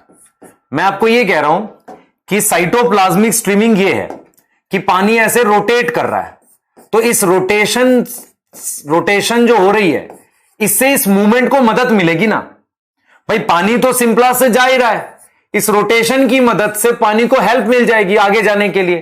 तो ये चीज आपको क्लियर समझ में आनी चाहिए। मैं जो बोलना चाह रहा हूं, मैं ये कह रहा हूं कि पानी अपना सिम्प्लास्ट जा रहा है, लेकिन जो साइटोप्लाज्मिक स्ट्रीमिंग है, जो एक्टिव प्रोसेस है, उससे उसको थोड़ी मदद मिल गई। एनसीईआरटी लिखती है कि सिम्प्लास्ट मूवमेंट को साइटोप्लाज्मिक एड कर रहा है। भाई मैं ये कह रहा हूं कि आप मान लो पानी में जा रहे हो, थोड़ी दूर के लिए बोट मिल गई, तो साइटोप्लाज्मिक स्ट्रीमिंग एक बोट है, थोड़ी सी उसने मदद कर दी, पर उसके बाद फिर आप पानी में उतर के चलने लग गए, तो वो हो सकता है बोट एक्टिव मूवमेंट कर रही हो, पर सिम्प्लास्ट तो अपना जा रहा है ना अपने आप, सिम्प्लास्ट तो उसको साइटोप्लाज्म से जाना है। तो मैं ये नहीं कह सकता कि सिम्प्लास्ट एक्टिव है, साइटोप्लाज्मिक स्ट्रीमिंग एक्टिव है, वो मदद कर दिया उसने, क्योंकि उसी डायरेक्शन में जा रहा था, तो उसने हेल्प कर दी, सिर्फ इतनी बात समझो। तो साइटोप्लाज्मिक स्ट्रीमिंग ने सिम्प्लास्ट में मदद करी, क्योंकि साइटोप्लाज्म ऐसे घूम रहा था, ये भी उधर जा रहा था, थोड़ी हेल्प हो गई, थोड़ी स्पीड बढ़ गई, पर वो अपना चुपचाप ऐसे जाता रहेगा। तो this is symplast, this is symplast and this is cytoplasmic streaming. क्या ये समझ आया? क्लियर है? अरे हाँ भाई, वहां वो साइटोप्लाज्मिक एक्टिव है, बोट तेरी थोड़ी है। अरे ये बोट सिंप्लास्ट की है क्या? तेरे को थोड़ी देर के लिए किसी ने बोट में बिठा लिया, वो बोट की एनर्जी है, उसने खर्चा कर रखा है, तेरा थोड़ी खर्चा हुआ। तू तो अपना मस्त जा रहा था, थोड़ी हेल्प मिल गई। हाँ बिल्कुल एग्जैक्टली। एमआर सर का फ्रेंड है रामलाल यहां पे, जल्दी करो। हाँ मैं क्या बोल रहा हूं सुन लो ध्यान से। एनसीईआरटी ने क्या लिखा है? एनसीईआरटी ने एक लाइन लिखी है कि साइटोप्लाज्मिक स्ट्रीमिंग इन हाइड्रिला प्लांट, हाइड्रिला प्लांट दे रखा है, उसमें साइटोप्लाज्म ऐसे घूमता है, वो घूमना एक्टिव प्रोसेस है, वो मदद कर देता है किसकी? सिंप्लास्ट की। सिर्फ इतनी बात लिखी है, तो मैं इस चीज को लिख सकता हूं यहां पर, मैं लिख सकता हूं यहां पर, इन एंडोडर्मिस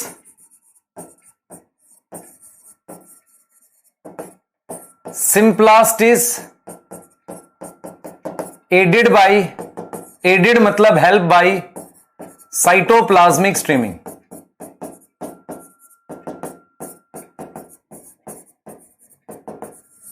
क्लियर है?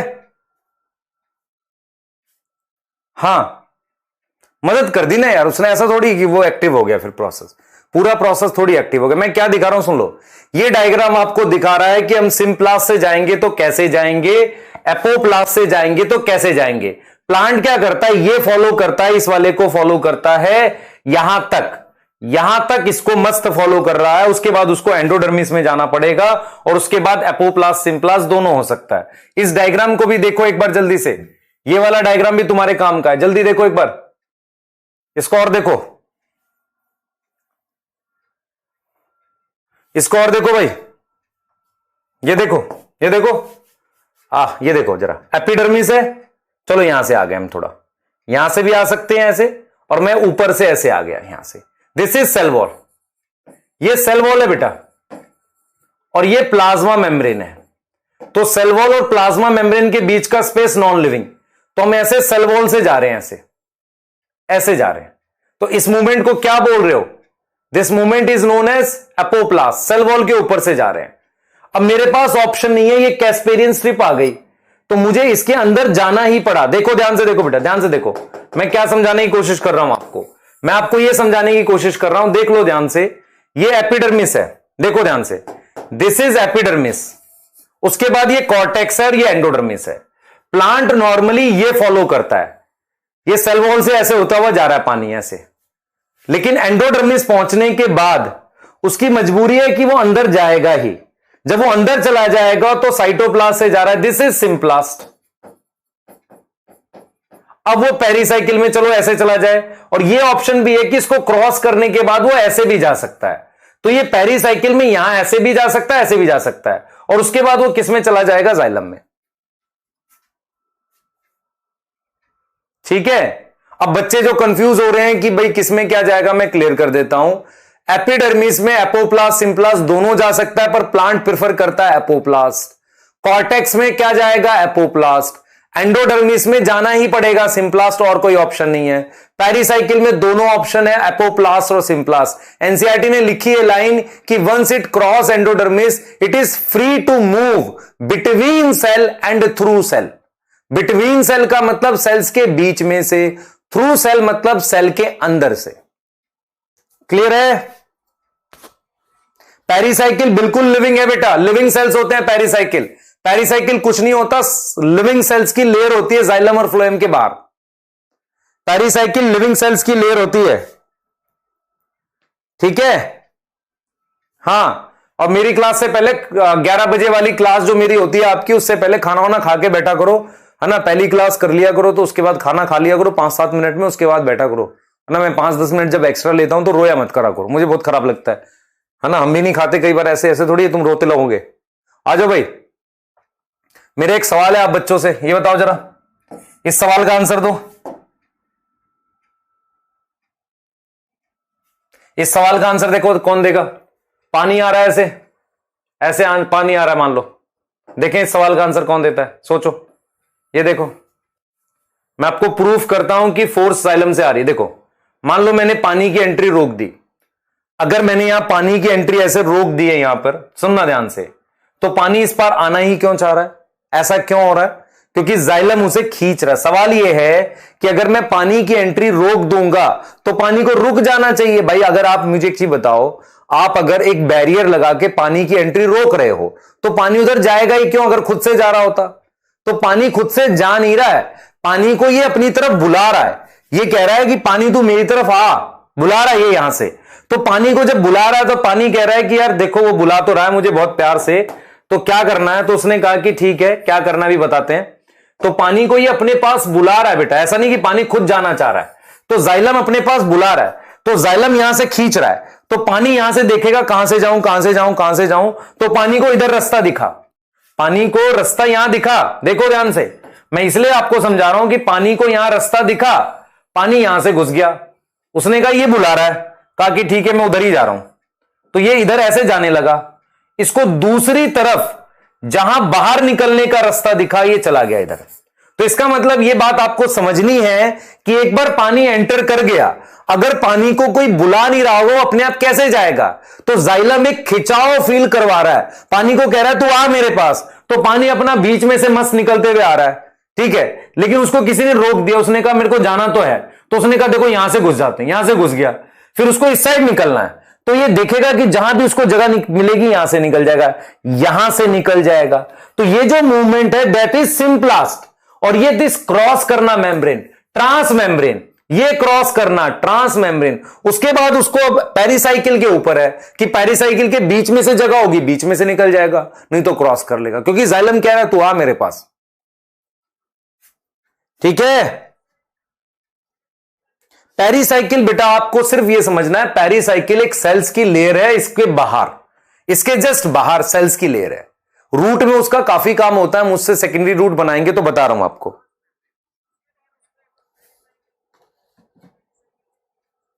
ठीक है, क्लियर है। आप खुद से सोचो कि पानी को कोई बुला रहा है ना, पानी नहीं तो अपने आप क्यों है? मान लो मैं पानी यहां रोक दिया, क्यों क्यों? पर सवाल एक अलग है मेरे पास आपसे, मुझे एक चीज बताओ जरा, जब पानी अच्छा खासा सेल्स के बीच में से आ रहा था तो मुझे पानी को रोकना ही क्यों है? क्योंकि वो मेम्ब्रेन पार करे, वो भी सेल्स के बीच में से। मतलब मैं आपसे सवाल ये पूछना चाह रहा हूं कि हमने ऐसा क्यों किया, हमने ऐसा क्यों किया कि मेरे पास, ध्यान से सुनना बेटा, मेरे पास ये मान लो ये एंडोडर्मिस है, कितना अच्छा रहता कि पानी इसके बीच में से ही चला जाता ना। मैंने इसको क्यों फोर्स किया कि तू मेम्ब्रेन पार कर? आप समझो इस चीज को, मैंने ऐसा क्यों किया? ध्यान से देखो बेटा, मैं क्या कहना चाह रहा हूं सुन लो ध्यान से। मैं आपसे यह कहना चाह रहा हूं कि मान लो आपके पास ये एंडोडर्मिस की लेयर है, ये एंडोडर्मिस की लेयर है। मैंने आपसे यह कहा कि अगर एंडोडर्मिस की लेयर में मेरे पास सुबेरिन नहीं होता, जैसे मान लो मैंने एक सुबेरिन यहां डिपॉजिट कर दिया, यहां तो चलो चल गया, मेन सुबेरिन का नुकसान कहां हुआ है डिपॉजिट करके? यहां डिपोजिशन से वो सेल के बीच में से कितना बढ़िया रहता, पानी बिना रेजिस्टेंस के यहां बीच में से निकल जाता। तो मैंने ऐसा क्यों किया? मतलब मैंने पानी को मजबूर करा क्यों कि तू भाई मेम्ब्रेन पार कर? ऐसा क्या मजबूरी थी पानी की? समझ रहे हो मैं क्या कहना चाह रहा हूं? मैंने पानी को क्यों मजबूर किया, क्यों ऐसा बोला उससे कि तुझे मेम्ब्रेन पार करनी पड़ेगी, मैं तुझे यहां से जगह नहीं देने वाला हूं, मैं पानी को यहां से जगह नहीं दूंगा जाने की, मैं उसे मजबूर कर रहा हूं कि तू मेम्ब्रेन को पार कर, मैं तुझे पानी को बीच में से जाने की जगह नहीं दे रहा हूं। मैंने क्यों उसको यहां से एंटर करवाया, क्यों नहीं उसको मैंने यहां से जाने दिया? ऐसा क्यों किया? ये वाला क्यों किया? रीजन सुन लो ध्यान से। रीजन ये है कि पानी अकेला नहीं आ रहा था। रीजन ये है कि पानी जब आ रहा था, चलो व्हाइट से बनाते हैं, पानी जब आ रहा था तो अपने साथ इसको ला रहा था, Na को ला रहा था, Cl को ला रहा था, K+ को ला रहा था, हो सकता है वो गोल्ड को ला रहा हो, Au को ला रहा हो, Ag को ला रहा हो। अब हमने कहा कि ठीक है पानी आ जा तू, कोई बात नहीं आ जा, लेकिन मेरे पास ये जो चैनल है, ये जो चैनल है ये Na का है, ये जो चैनल है ये Cl- का है, ये जो चैनल है मेरे पास K+ का है। तो मैं कह रहा हूं कि भाई देख, अगर मैंने तुझे बीच में से जाने दिया तो तू sodium Cl, K+, Au, Ag सब ले जाएगा, मुझे इन दोनों की तो जरूरत ही नहीं है। तो पानी अपने साथ कई बार ऐसे मिनरल्स ले आता है जो ऊपर नहीं चाहिए, तो हम क्या करते हैं, पानी को मजबूर करते हैं सुबेरिन लगाकर। समझो लॉजिक क्या है, पानी को हम सुबेरिन लगाकर हम मजबूर करते हैं कि वो सोडियम Cl, K+ ये सब ला रहा था, मुझे ये नहीं चाहिए, तो हम कहते हैं कि तू एक काम कर, पानी यहां से एंटर कर जा, K+ ले जाइयो, यहां से एंटर करेगा तो Na ले जाएगा, Cl ले जाएगा, लेकिन मैं इन दोनों को जाने नहीं दूंगा। इसका मतलब यह हुआ कि एंडोडर्मिस में पानी को मजबूर किया मेम्ब्रेन पार करने के लिए, क्योंकि सेल के बीच में से तो वो आयन भी ले जाता जिसकी प्लांट को जरूरत नहीं है ऊपर। तो प्लांट एंडोडर्मिस पे सुबेरिन लगाकर ये कंट्रोल करता है कि कौन सा मिनरल जाएगा और कौन सा नहीं जाएगा। और वो कैसे करता है, ये उनके चैनल्स लगाता है, वो ये उनके क्या लगाता है, चैनल्स या पंप लगाता है, और उसी के थ्रू चेक करता है कि कौन सा जाएगा। चैनल और पंप दो सेल के बीच में थोड़ी लगा दूंगा मैं ऐसे हवा में, उस तो मुझे मेम्ब्रेन पे ही लगाने पड़ेंगे। तो मैं यहां पर बिल्कुल क्लियर कर रहा हूं कि जो एंडोडर्मिस है, एंडोडर्मिस क्या करती है बेटा, डिपॉजिट करती है suberin, deposit suberin to force, मजबूर करती है पानी को to force water to cross membrane, तो मेम्ब्रेन पार कर। उससे फायदा क्या होगा, ऑन मेम्ब्रेन हमारे पास क्या लगे रहते हैं, चैनल और pump only for desirable ions. तो this means endodermis control type and amount of solute moving upward.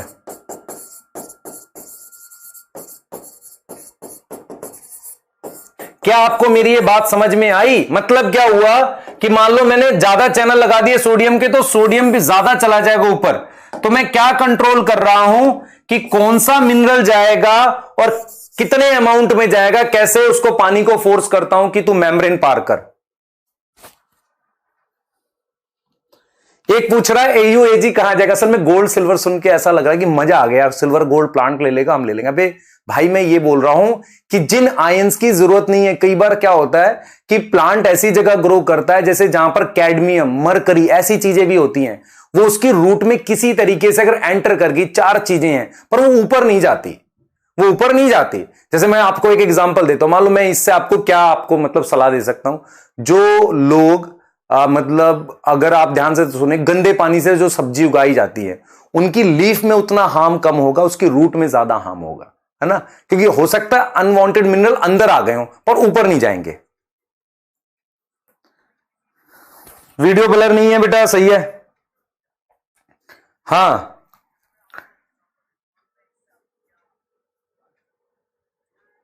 आया समझ?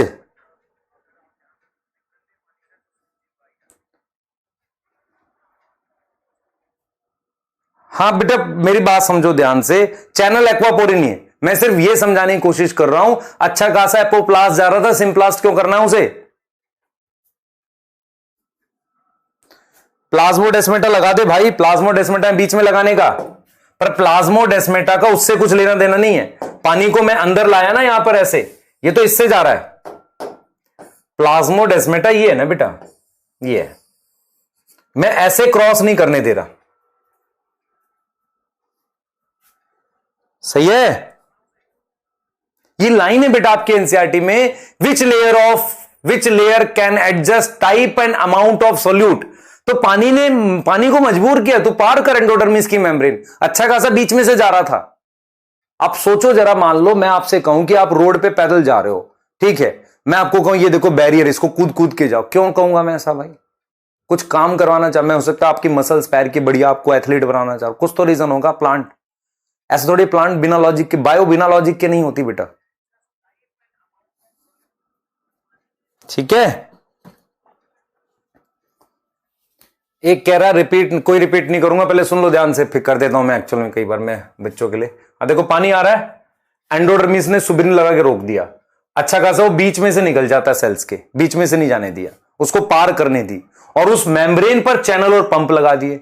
ताकि जो चीज जाए वही जाए जो अंदर जानी चाहिए। ठीक है, बहुत ही मजा आया।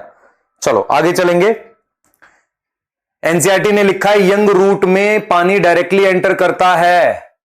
इसका मतलब यह हुआ कि वहां पर उतनी चेकिंग हो नहीं पाती है क्योंकि अभी सुबरिन बना नहीं है।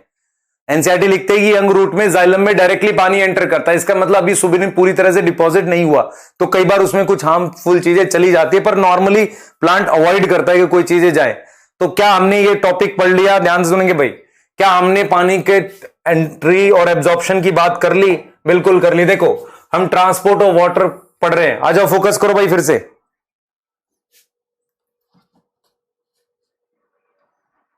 ठीक है, चलो आगे चलेंगे बेटा, बहुत बढ़िया। आगे चलेंगे, बहुत शानदार चीजें देखने वाले हम लोग। देखो आगे आओ, देखो मैंने यहां पर लिखा है transport of water. Transport of water, बेटा मेरी बात सुने ध्यान से। हमारा सिर्फ एक गोल होता है कि बच्चे को अच्छा पढ़ाए, सिलेक्शन हो। इसके लिए आप चाहे मेरी लाइव क्लास में आओ, मेरा रिकॉर्डेड देखो, जो आपको मदद चाहिए, आपको डीपीपी और आपको नोट्स वो सब प्रोवाइड किए जाएंगे, पर कृपया करके पढ़ाई करते रहना। ठीक है, क्लियर है? आ जाओ इधर। अब इधर देखो भाई, ट्रांसपोर्ट ऑफ वाटर में एब्जॉर्प्शन की बात कर ली हमने। पैसिव होगा, रूट हेयर से होगा, और फर्स्ट पानी एब्जॉर्ब होगा, देन मिनरल।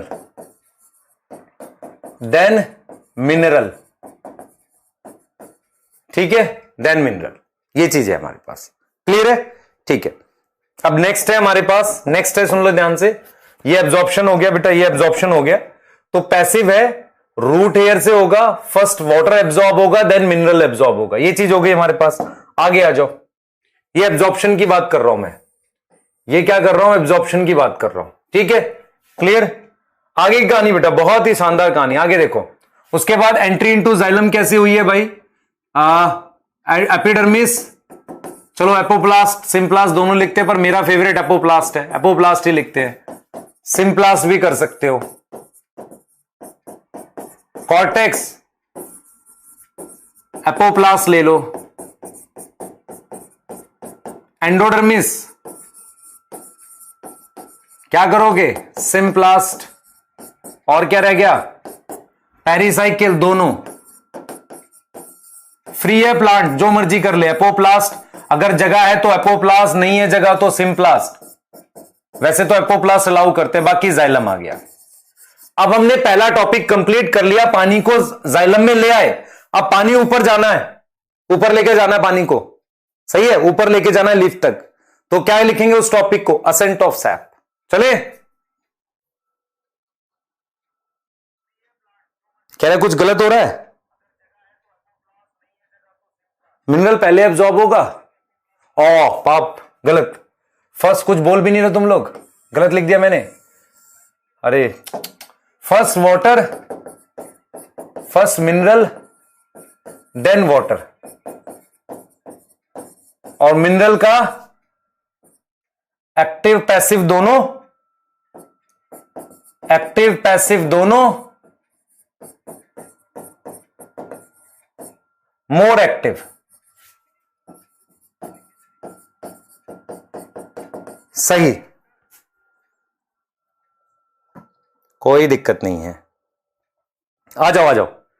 अब मत लिखो यार रॉन्ग, वो तो बाय मिस्टेक, इतनी देर से पढ़ा रहा हूं, मुझे नहीं पता सही गलत क्या है। चलो आओ, आ जाओ भाई। पानी को ऊपर चला रहे हैं, पानी को ऊपर ले जाना, अंदर तक आ गया। पानी अंदर आ गया, जाइलम के ऊपर जाएगा। कैसे जाएगा चलो देखते हैं, फटाफट से आ जाओ। देखो, पानी ऊपर जाने को कहते हैं ascent of sap. Ascent, ascent का मतलब होता है राइज। असेंट का क्या मतलब है? राइज। सैप का मतलब होता है पानी प्लस मिनरल। पानी प्लस मिनरल को ऊपर चढ़ने को कहते हैं असेंट ऑफ सैप। सबसे पहली बात आपको यह समझ में आनी चाहिए, जो बच्चे मेरी बात सुन रहे हैं ध्यान से, रूट में भी जाइलम होता है, स्टेम में भी जाइलम होता है, और लीफ में भी जाइलम होता है। लीफ में बस टोमेटा के आसपास पहुंच के वहां पर नहीं होगा, जो पतली वीन्स होती है उनमें नहीं होता, जाइलम सब में होता है। रूट में भी जाइलम होता है, स्टेम में भी जाइलम होता है, और लीफ में भी जाइलम होता है। सभी में मेरे पास जाइलम होता है। क्लियर है? जाइलम मेरे पास सभी में होता है। ठीक है, क्लियर? आ जाओ। पानी अब ऊपर जा रहा है, मेरी बात सुनना ध्यान से। देखो, पानी ऊपर चढ़ रहा है, इस बात को लेके बहुत सारे वैज्ञानिक कंफ्यूज रहे, उन्होंने अलग अलग थ्योरीज देने की कोशिश करी। उसमें 3 इंपॉर्टेंट थ्योरी हैं, मेरे हिसाब से सिर्फ 2 है और एनसीईआरटी के हिसाब से भी 2 है। आपको 2 ही मेन याद रखनी है, एक नाम और है, इसका नाम है वाइटल फोर्स थ्योरी। ये दी थी बाई जेसी बोस, जगदीश चंद्र बोस, इनका इसमें काम है। इसमें इन्होंने क्या बोला था कि जो कॉर्टेक्स के सेल्स हैं, कॉर्टेक्स के जो सेल हैं वो पुश करते हैं पानी को, पुश करते हैं एक्टिवली, पानी को एक्टिवली पुश करते हैं। अब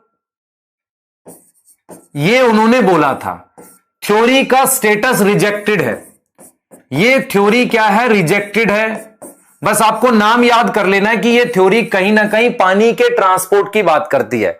तो जब हम पानी के ट्रांसपोर्ट के ऊपर बात करते हैं, ऊपर ले जाने की, तो मेरे पास 3 थ्योरी है। पहली थ्योरी का नाम वाइटल फोर्स थ्योरी, दूसरी थ्योरी का नाम रूट प्रेशर थ्योरी और तीसरी थ्योरी का नाम cohesion tension transpiration pull theory, जो आपके एनसीईआरटी लिखती है। ठीक है, इन तीनों थ्योरी में से सबसे वैलिड, मोस्ट वैलिड थ्योरी ये वाली है, जो एक वैज्ञानिक जिसका नाम डिक्सन एंड जॉली, ये नाम पूछ सकता है क्योंकि ये थ्योरी इंपॉर्टेंट है इसलिए, इन्होंने दिया था। रूट प्रेशर थ्योरी, ध्यान से सुनेंगे, रूट, हमें ये डिटेल में नहीं पढ़नी भाई, वाइटल फोर्स थ्योरी नहीं पढ़नी, मैं क्या रिपीट कर रहा हूं सुन लो। पानी को हम ऊपर चढ़ाने वाले हैं, उसके लिए मुझे अलग अलग वैज्ञानिकों के अलग अलग व्यू थे, साइंटिस्ट के अलग अलग व्यू थे। जो 3 व्यूज हम पढ़ते हैं डिटेल में, एक है रूट वाइटल फोर्स थ्योरी, जिसकी हल्की डिटेल जाननी है कि भाई उन्होंने बोला था कि कॉर्टेक्स के सेल एनर्जी खर्च करके पुश करते हैं, ऐसा इन्होंने बोला था। इसका स्टेटस है रिजेक्टेड, मुझे नहीं करनी है थ्योरी, मुझे सिर्फ नाम पता होना चाहिए। दूसरी थ्योरी का नाम है रूट प्रेशर थ्योरी। तो रूट प्रेशर थ्योरी क्या है? Root pressure theory not able to explain, not able to explain ascent of sap in tall trees। बड़े प्लांट में ये एक्सप्लेन कर ही नहीं पाई। रीजन बताओ, कारण बताओ क्यों नहीं कर पाई? रीजन, रूट प्रेशर की फोर्स बहुत कम होती है, इतनी कम फोर्स से पानी चढ़ेगा नहीं।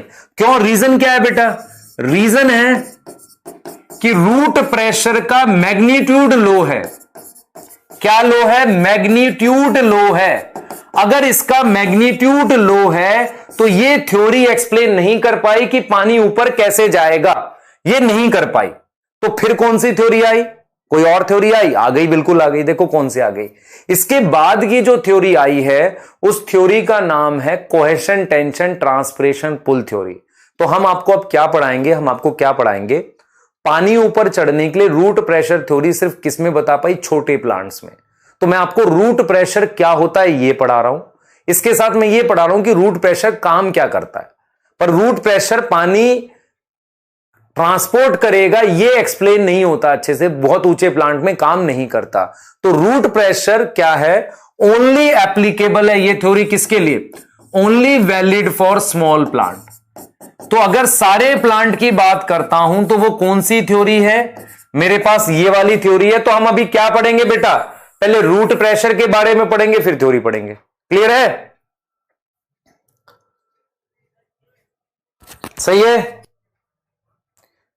एक बच्चा पूछ रहा है सर ऑफलाइन के बारे में बताइए कुछ। ऑफलाइन एक ऐसी माध्यम होता है पढ़ने का जहां पे अध्यापक और बच्चे एक दूसरे के आमने सामने बैठे होते हैं, जहां अध्यापक पूरा मेहनत से पढ़ा रहा होता है और कुछ बच्चे जब अध्यापक पीछे मुड़ता है तो उसकी तरफ देखते नहीं है, आपस में बात कर रहे होते हैं।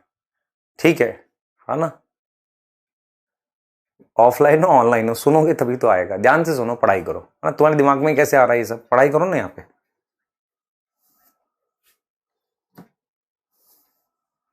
ठीक है? हाँ सही है, पढ़ाई पे ध्यान दो। जल्दी जल्दी फास्ट। हाँ, अध्यापक मास्टर जी है ना, वो पीछे मुड़ते बच्चे बात कर रहे हैं, ये कब जाएगा, इतनी देर से पढ़ा रहा है, पीरियड कब ऑफ होगा, लंच खाना है, आज तो मम्मी ने पराठे दिए हैं, ऐसी बात करते हैं। हद हो गई यार। पढ़ लो ध्यान से। आ जाओ आ जाओ भाई, रूट प्रेशर के बारे में पढ़ेंगे। रूट प्रेशर क्या होता है सुन लो ध्यान से। कुछ पॉइंट्स लिख रहा हूं, सबसे पहले ये याद करो, रूट प्रेशर एक पुश होता है ना। रूट प्रेशर क्या होता है? पुश होता है, सही है। इधर फोकस करो बेटा, फोकस करो, ध्यान से देखो। रूट प्रेशर एक प्रकार का पुश होता है, इसका मतलब ये पॉजिटिव हाइड्रोस्टैटिक प्रेशर है। ये क्या है? पॉजिटिव हाइड्रोस्टैटिक प्रेशर है। मैं आपको ये बताने जा रहा हूं कि रूट प्रेशर लगता कैसे है, समझिए ध्यान से। रूट प्रेशर कैसे लगता है, सबसे पहले ये समझो। रूट प्रेशर कैसे लगता है ये बताने जा रहा हूं। How root pressure develop. Root pressure कैसे डेवलप होता है ये समझो ध्यान से। मैंने ये रूट बना दी आपके लिए, देखो रूट प्रेशर मतलब रूट में लगेगा। ये कैसे काम करता है, ये आपके लिए मैंने रूट बना दी। ये रूट है, ठीक है, मैंने रूट बना दी बेटा, क्लियर है। हाँ, इधर ध्यान दो, ये मैंने रूट बना दी, ये मैंने यहां जाइलम बना दी, बहुत बढ़िया, एकदम जाइलम बना दी। जो मैं पॉइंट्स लिख रहा हूं याद रखना, एनसीईआरटी की लाइनें हैं ये सारी। मैं पॉइंट ये लिख रहा हूं, रूट प्रेशर कैसे लगता है, ध्यान दो, फोकस करो। अब ये कान हाथी जैसे, आंखें चीते जैसी, इधर देखो ध्यान से। ये जो रूट प्रेशर है ये कैसे लगता है, सुन लो ध्यान से। रूट प्रेशर ऐसे लगता है कि सबसे पहले जाइलम में मिनरल इकट्ठा कर देते हैं। तो मैं लिख रहा हूं कि सम आयंस एक्टिवली एनर्जी खर्च करके एक्टिवली एक्यूमुलेट कर देते हैं जाइलम में। जाइलम में इकट्ठा कर दिए। देखो इधर मैंने जाइलम में सोडियम, पोटेशियम, Cl- ये इकट्ठा कर दिया। तो जब जाइलम में मैंने एनर्जी खर्च करके इकट्ठे कर दिए, ये ध्यान देंगे, एनर्जी खर्च करके इकट्ठे कर दिए, तो उससे क्या हुआ, मेरे पास water potential in xylem decrease, या जिसको आप बोल सकते हो osmotic pressure in xylem increase. उससे क्या होगा, फिर पानी फोर्स के साथ आएगा। मतलब मैंने क्या किया, ध्यान से देखेंगे, मैंने यहां पर आयंस इकट्ठा कर दिए जाइलम में। तो सबसे पहले मैंने आयंस इकट्ठा कर दिए, और दूसरे नंबर पर पानी एक फोर्स के साथ एंटर करेगा और पुश लगाएगा। आप समझो, मैंने क्या किया, जाइलम में या मिनरल इकट्ठा कर दिए। ऐसे मिनरल इकट्ठा करने से वाटर पोटेंशियल घट गया या ऑस्मोटिक प्रेशर बढ़ गया, और एक पानी ऐसे फोर्स से आएगा और ऊपर की तरफ धक्का मारेगा। उसका बहुत मैग्नीट्यूड नहीं होगा, ऐसे आकर ऊपर जो पुश लगाएगा उसे रूट प्रेशर कहते हैं। तो रूट प्रेशर कैसे लगता है, आयंस को एक्टिवली एक्यूमुलेट किया है, उससे जाइलम का वाटर पोटेंशियल घटा या ऑस्मोटिक प्रेशर बढ़ा। वाटर एंटर किया एंड क्या डेवलप हुआ, पुश डेवलप हुआ। क्या डेवलप हुआ, पुश डेवलप हुआ, जिसको मैं क्या कह रहा हूं, रूट प्रेशर। क्योंकि मैंने आपको बोला रूट प्रेशर कौन सा प्रेशर है, पॉजिटिव हाइड्रोस्टैटिक प्रेशर है। आ गया समझ, लाइन चेक कर लो, रूट प्रेशर। एनसीईआरटी खोल के बैठे हो, हां, जो क्लास में बैठ के चिप्स खा रहे हैं, है ना, लेस के पैकेट खोल रखे हैं, हरे वाला फेवरेट है जिसका, वो मक्कार बालक, देख लो एनसीईआरटी की लाइनें पढ़ो जल्दी से। क्लियर है? हाँ, जिसकी फर्स्ट क्लास है बेटा बाकी के लेक्चर भी देखना, बाकी के रिकॉर्डेड वाले में से देख लियो, है ना। जो उसकी भी फर्स्ट क्लास है उसका बहुत बहुत स्वागत है। नीट की परीक्षा के लिए आपकी तैयारी में हम आपका पूरा आपको पूरा योगदान देंगे, और आपका योगदान भी प्रशंसनीय रहेगा। यदि आप हमारे साथ पढ़ते रहेंगे तो आप नीट की परीक्षा में अच्छा स्कोर ला पाएंगे। ठीक है, अब इतना काफी है, पढ़ लो जल्दी से, ठीक है। हाँ, रिपीट कर देता हूं जिसको दिक्कत हुई, सुन लो ध्यान से। मैंने ये बोला है कि आपने यहां पर आयंस इकट्ठा कर लिए, आयंस एक्टिवली इकट्ठा किए, पानी आएगा, फोर्स से ऊपर धक्का मारेगा। क्लियर हो गया? हाँ, ठीक, बिल्कुल सही।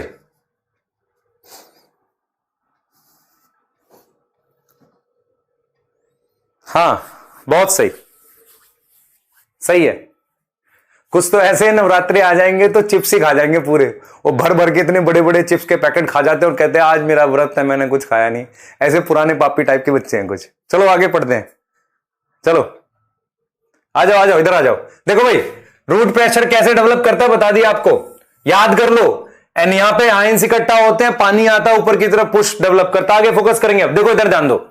सबसे पहले डिटेल ऑफ रूट प्रेशर में आपको क्या क्या पॉइंट आएंगे और क्वेश्चन के लिए याद रखने हैं। पहला पॉइंट यह है कि हाउ इट डेवलप कैसे होगा। जाइलम में मिनरल, देखो कैसे डेवलप होगा वो सुन लो ध्यान से। कैसे डेवलप होगा,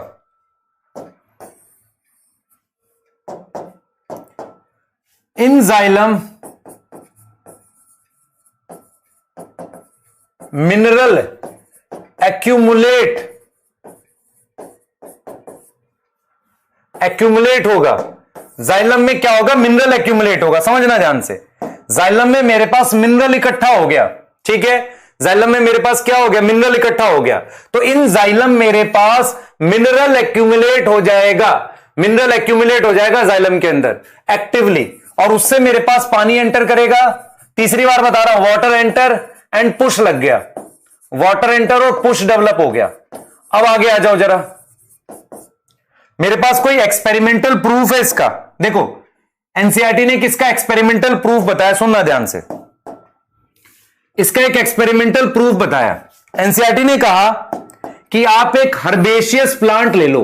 हर्बेशियस का मतलब होता है एक छोटा प्लांट ले लो, उसकी कोई ब्रांच होगी ऐसे, उस ब्रांच को लेकर ऐसे काट लो। देखो एनसीईआरटी ने कहा कि एक हर्बेशियस प्लांट ले लो, ग्रीन प्लांट, ध्यान से देखेंगे।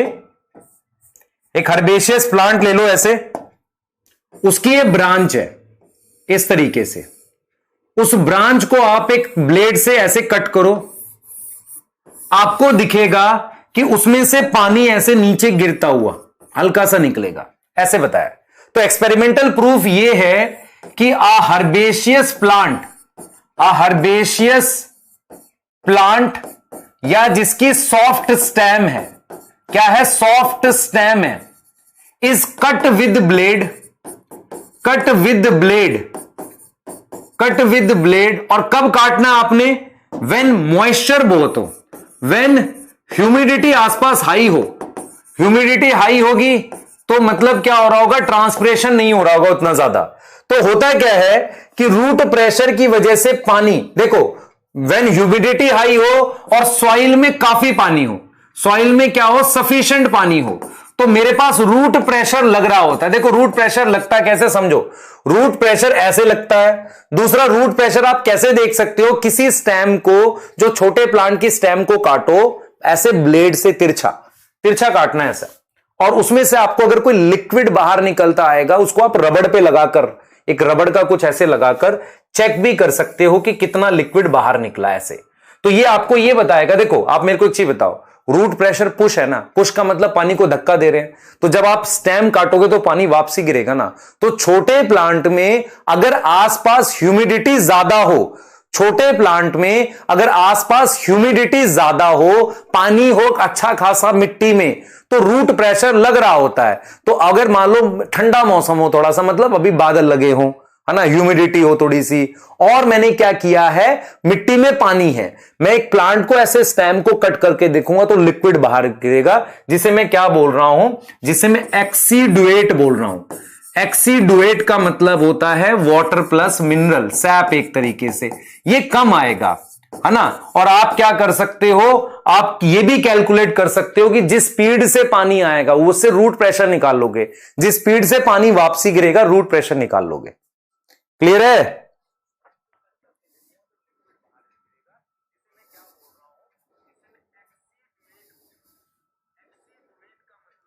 समझ लो ध्यान से बेटा। आप अगर किसी प्लांट में लिक्विड वापसी गिर रहा है मतलब रूट प्रेशर से बढ़ा है। तो एनसीईआरटी कहती है एक सॉफ्ट प्लांट लो, छोटा प्लांट, उसको काटो, आप देखो लिक्विड वापसी गिर रहा है मतलब रूट प्रेशर लग रहा है। और रूट प्रेशर आप मेजर भी कर सकते हो, जिस रेट से पानी वापसी गिरेगा उसको मेजर कर लो, तो उस फोर्स से वो ऊपर चढ़ रहा था, उस रेट से वापसी गिरेगा ना। ग्रेविटी लगा दो, जी लगा दो नीचे, है ना, mg का फोर्स लगा दो, जो तुम्हें लगाना हो लगा लेना, ठीक है। ह्यूमिडिटी मतलब बेटा पानी आसपास ज्यादा हो, ह्यूमिडिटी का मतलब हो तो मॉइस्चर ज्यादा होना। आगे आओ बेटा, ये आओ। कंडीशन क्या चाहिए बेटा, अगर मुझे रूट प्रेशर लगाना है तो कंडीशन क्या चाहिए, इधर देखो सारे, मुझे कंडीशन क्या चाहिए होती है अगर रूट प्रेशर लगाना है। सुनना ध्यान से, रूट प्रेशर लगाना है तो क्या होना चाहिए, सुनना ध्यान से। रूट प्रेशर लगाने के लिए कंडीशन होनी चाहिए कि ट्रांसपिरेशन लो हो। लीफ में से पानी ना निकल रहा हो, ट्रांसपिरेशन लो हो और आसपास ह्यूमिडिटी हाई हो, ह्यूमिडिटी हाई हो और पानी जो हो, वाटर जो हो सॉइल में मेरे पास काफी होना चाहिए। मतलब मैं ये कह रहा हूं, देखो मान लो ये प्लांट बनाया मैंने, ध्यान से देखना बेटा, मैंने ये प्लांट बनाया, मैं ये कहना चाह रहा हूं कि मान लो ये स्टेम है, ये स्टेम है, अगर पानी निकलता रहेगा तो इसमें जाइलम में रुकेगा नहीं। अगर मैं ट्रांसपिरेशन कम कर दूं, ट्रांसपिरेशन इसमें से कम कर दूं तो थोड़ी देर पानी जाइलम में रुकेगा, नहीं तो ऐसे चलता रहेगा तो रूट प्रेशर कैसे लगेगा। तो रूट प्रेशर लगने के लिए ट्रांसपिरेशन कम होना चाहिए, ह्यूमिडिटी आसपास ज्यादा हो ताकि कम ट्रांसपिरेशन हो और वाटर सॉइल में ठीक ठाक, मतलब मिट्टी में काफी पानी हो तो रूट प्रेशर लगता है। अगर सूखी मिट्टी होगी तो रूट प्रेशर नहीं लगेगा। तो रूट प्रेशर कैसे लगेगा सुन लो ध्यान से, ट्रांसपिरेशन ना के बराबर हो रहा हो, ठीक है, मिट्टी में पानी हो काफी, समझ आ रहा है, और बाहर एनवायरमेंट थोड़ा ह्यूमिड हो, ऐसा तब लगता है रूट प्रेशर। ऐसी कंडीशन कब मिलती है कि मिट्टी में पानी हो, ट्रांसपिरेशन ना के बराबर हो रहा हो, अर्ली मॉर्निंग लेट इवनिंग। तो अर्ली मॉर्निंग में ऐसी कंडीशन मिल जाती है और कब मिलती है, लेट इवनिंग में। रूट प्रेशर है क्या, मैं रिपीट करता हूं, जब जाइलम में मिनरल्स इकट्ठे हो जाते तो पानी फोर्सफुली आता, ऊपर धक्का मारता, ये चीज। रूट प्रेशर का मैग्नीट्यूड कम होता है, बहुत ज्यादा नहीं होता, बहुत कम मैग्नीट्यूड होता है रूट प्रेशर का, बहुत ज्यादा मैग्नीट्यूड नहीं होता। ठीक है, छुट्टी वाले घर को जाओ, क्लियर, छुट्टी वाले घर को जा सकते हैं, बिल्कुल। मैंने बोला था पराठे रोटी चावल सब्जी जो खाना खा के बैठा करो क्लास में, मैं देर तक पढ़ाऊंगा हमेशा, ठीक है। ये मेरी कंडीशन है, बाकी आपकी तो एक ही कंडीशन बची है पढ़ने की, ठीक है, क्लियर है। हाँ, तुम चूजर्स हो नहीं, तुम्हें सिर्फ पढ़ना है इस साल, ठीक है। तुम मुझे सिर्फ एक ही दिन कंप्लेन कर सकते हो कि नीट्स में सर आपका पढ़ाया हुआ आया नहीं कुछ ऐसा, वो मैं होने नहीं दूंगा, ठीक है ना। हाँ, तुम्हें कम पढ़ाऊं ये होगा नहीं, है ना, और तुम कम पढ़ो मैं होने नहीं दूंगा, ठीक है, इसलिए पढ़ लो चुपचाप। हाँ देखो तो भाई, active in early morning late evening, condition क्या है, ट्रांसपिरेशन लो होगा, ये सारी कंडीशन है। एक्सीडुएट मतलब लिक्विड गिरे, ये सारी चीजें बता दी बेटा आपको, क्लियर है। हाँ आगे आ जाओ, आगे आओ, आगे आओ। रूट प्रेशर का इफेक्ट क्या है, तुम्हें क्या आना चाहिए बेटा, रूट प्रेशर से तुम्हें क्या आना चाहिए, सुन लो ध्यान से। एक टर्म होती है गटेशन। गटेशन क्या होता है समझना ध्यान से, गटेशन क्या होता है समझना ध्यान से। देखो आपके पास ये पानी है, ये पानी के मॉलिक्यूल हैं ऐसे, ये पानी के गटेशन समझो क्या होता है, गटेशन क्या होता है। देखो मैं आपको क्या बोल रहा हूं, मैं आपसे पूछ रहा हूं रूट प्रेशर क्या करता है, तो आप कहोगे सर देखो रूट प्रेशर पानी के ट्रांसपोर्ट में ज्यादा रोल नहीं करता, क्योंकि रूट प्रेशर का मैग्नीट्यूड कम है। आप समझ रहे हो मैं क्या कह रहा हूं, मैं आपसे पूछ रहा हूं रूट प्रेशर क्या करता है, आप कहते हो सर रूट प्रेशर पानी के ट्रांसपोर्ट में ज्यादा काम नहीं करता क्योंकि रूट प्रेशर का मैग्नीट्यूड कम है, ठीक है, मैग्नीट्यूड कम है। तो फिर रूट प्रेशर क्या करता है, प्लांट कुछ तो करता होगा, तो जो कुछ करता है उसमें एक टर्म लिख रहा हूं गटेशन। तो गटेशन क्या होता है वो समझो। मेरे पास पानी को मैं ऐसे पुश कर रहा हूं, पानी को मैं क्या कर रहा हूं, ऐसे पुश कर रहा हूं। मैंने कहा था कि रूट प्रेशर तब लगता है जब ट्रांसपिरेशन ना हो रखी हो। तो मेरे पास ये मान लो अभी स्टोमेटा क्लोज है, तो गटेशन क्या होता है सुन लो ध्यान से। मेरे पास जब मैं पानी को पुश करता हूं तो मेरे पास पानी जो है इस स्टोमेटा से लॉस नहीं होता, आप समझो इस चीज को। पानी स्टोमेटा से, गार्ड सेल से लॉस नहीं होता। यहां से पानी क्या करता है, लिक्विड फॉर्म में खास तरह के छेद से बाहर आता है, ऐसे लिक्विड फॉर्म में, मतलब लीफ के मार्जिन पे, मार्जिन समझ में आता है, लीफ के इन कोनों में खास तरह के छेद होते हैं। पानी छोटे प्लांट में होते हैं, ट्री में नहीं, छोटे प्लांट में होते हैं, खास तरह के पोर होते हैं, वहां से लिक्विड फॉर्म में बाहर आता है। तो गटेशन एग्जैक्टली क्या है कि जब रूट प्रेशर हाई हो, ट्रांसपिरेशन पुल ना लग रहा हो और लीफ पर लिक्विड फॉर्म में जो पानी आए उसकी इवेपोरेशन ना हो, तो मुझे गटेशन दिखती है। तो गटेशन एग्जैक्टली क्या है आप समझो ध्यान से। पानी अगर यहां से लॉस होता, आप मुझे बताओ, पानी अगर यहां से लॉस होता तो लॉस होता H2O G की फॉर्म में, लेकिन पानी यहां से लॉस हुआ है H2OL लिक्विड की फॉर्म में। तो गटेशन को ही हम एक्सीडुएशन बोलते हैं, जिसमें क्या होता है, जिसमें क्या होता है कि स्मॉल प्लांट में हमारे पास व्हेन ट्रांसपिरेशन लो हो, ट्रांसपिरेशन क्या हो, लो हो, ट्रांसपिरेशन इज लो, ठीक है, due to root pressure, due to root pressure क्या होगा, वाटर इज लॉस्ट, वाटर नहीं है, वाटर प्लस मिनरल है, is lost in form of liquid, कहां से, from margin of leaf, margin of leaf, leaf के मार्जिन से, और एक स्पेशल छेद होते हैं, स्पेशल पोर होते हैं, उस पोर का नाम होता है हाइडाथोड्स, पोर का नाम क्या है, हाइडाथोड्स है। तो आपको बिल्कुल क्लियर करना है कि छोटे प्लांट का मतलब हरे प्लांट, इसका एग्जाम्पल मैं ग्रास लिख सकता हूं, ग्रास मोनोकोट है, और मैं टोमेटो लिखूंगा तो टोमेटो क्या है, डाइकॉट है, टोमेटो लिखूंगा तो डाइकॉट है। तो मैंने आपको क्या सिखाया, फिर से समझेंगे, जिनको नहीं आया फिर से समझेंगे। गटेशन क्या होता है, रूट प्रेशर ऐसे धक्का देता है, ऐसे वो पानी यहां से ना निकल के लिक्विड की फॉर्म में, लीफ के मार्जिन से निकल के लिक्विड की फॉर्म में ऊपर आ जाता है। गटेशन आप कब देख सकते हो, जब इवेपोरेशन, मान लो मैं आपको कहूं कि आपने अपने मतलब मान लो टेबल पे थोड़ा सा पानी गिरा दिया, ठीक है, अब इवेपोरेशन होके पानी उड़ जाएगा, तो मुझे कैसे पता चला पानी गिरा था, तो लीफ पर पानी आया, पता कैसे चलेगा, इवेपोरेशन ना हो। इवेपोरेशन कब नहीं होगी, सुबह, इसलिए अर्ली मॉर्निंग पे लीफ के ऊपर जो ड्रॉप दिखती है वो गटेशन से आई हुई होती है, इसलिए कहते हैं घास पे पैदल चलो, क्योंकि गटेशन का लिक्विड पैर में लगेगा, बढ़िया फायदा, मजा आएगा। सही है, क्लियर। टोमेटो बेटा टोमेटो डाइकॉट है। भिंडी के पौधे में, मैं उस दिन मैंने लगा रखे थे अपने सेटअप में भिंडी के पौधे, ओकरा है ना, ओकरा जिसे कहते हैं, उसमें भी गटेशन, तो छोटे प्लांट होना चाहिए, छोटे प्लांट में गटेशन दिख जाएगी, और गटेशन होता है लिक्विड के फॉर्म में लॉस होना, और वो हो क्यों रहा है, रूट प्रेशर की वजह से। किस छेद से हो रहा है, हाइडाथोड्स, क्या लग रहा है, पुश। क्लियर है, हाँ।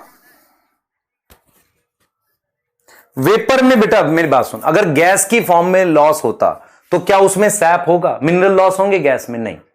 लिक्विड की फॉर्म में लॉस होगा तो मिनरल लॉस होते हैं, हाँ, ठीक है।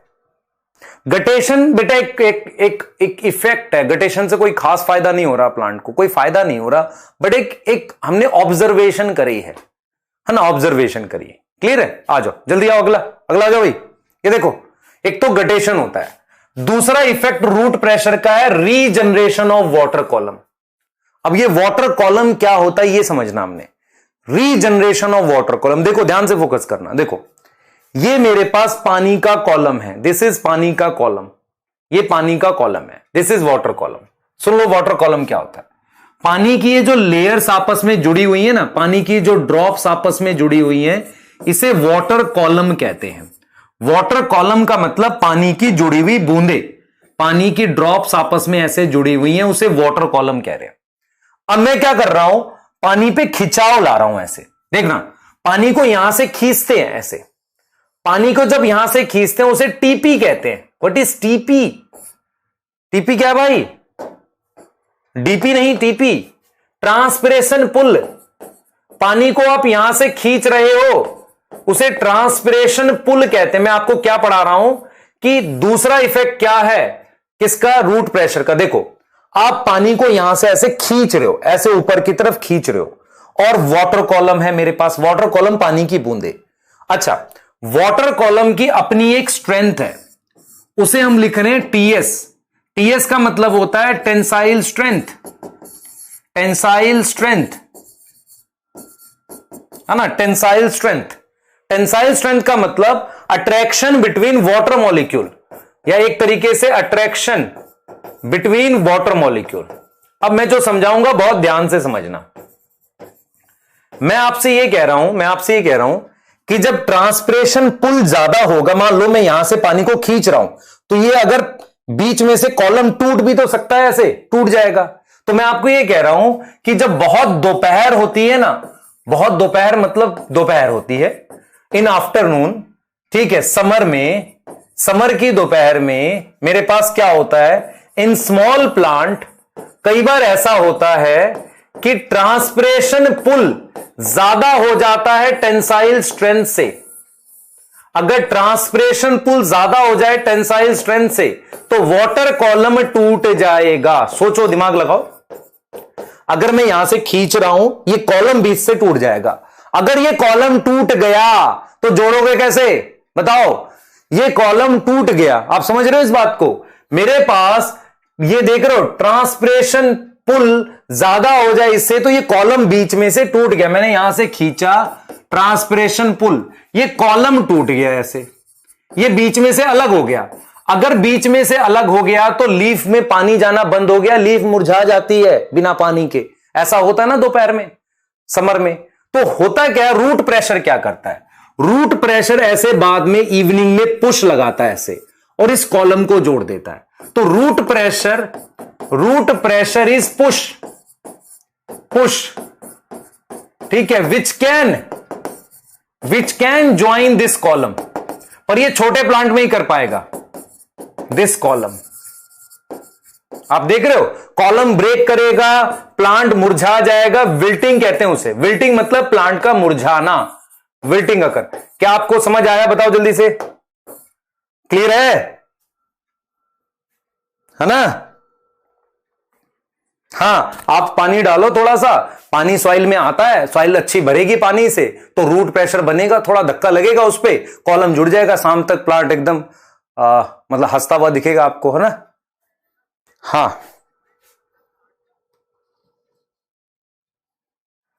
ठीक है, हां, क्लियर है, बहुत सही। तो प्लांट एकदम मतलब हंसता हुआ दिखेगा, मस्त एकदम, है ना, शाम तक, ठीक है। तो ये हमने बेटा रूट प्रेशर के इफेक्ट बता दिए। तो आपको मैंने मतलब क्या पढ़ाया, ध्यान से देखेंगे, एक बार फोकस करेंगे बच्चे, अच्छे वाले सारे फोकस करने का। इधर देखो, हमने आपको ये पढ़ाया है, एक मिनट रुक जाएंगे। हाँ, हमने आपको ये पढ़ाया कि असेंट ऑफ सैप की 3 थ्योरी है ना। उसमें से हमने आपको 2 बता दी। हमने कहा रूट प्रेशर कोई काम तो कर नहीं रहा, गटेशन करता है, रीजनरेशन ऑफ वाटर कॉलम करता है, हाइड्राथोड से गटेशन होती है, एक्सीडुएशन भी बोलते हैं। कुछ प्लांट में अगर आप चोट मार दो तो लिक्विड बाहर आता है, इसका मतलब पॉजिटिव प्रेशर है।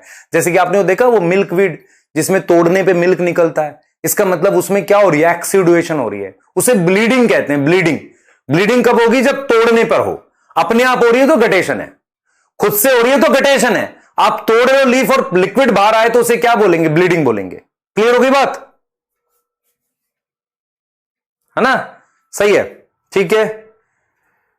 हां, अब आ जाओ जरा, आ जाओ जल्दी से बेटा। कल अगर किसी और की एक्स्ट्रा क्लास नहीं है तो मैं 9 बजे के आसपास रखूंगा आपकी, सुबह मॉर्निंग में 9 बजे क्लास रखूंगा मॉर्निंग में, ठीक है।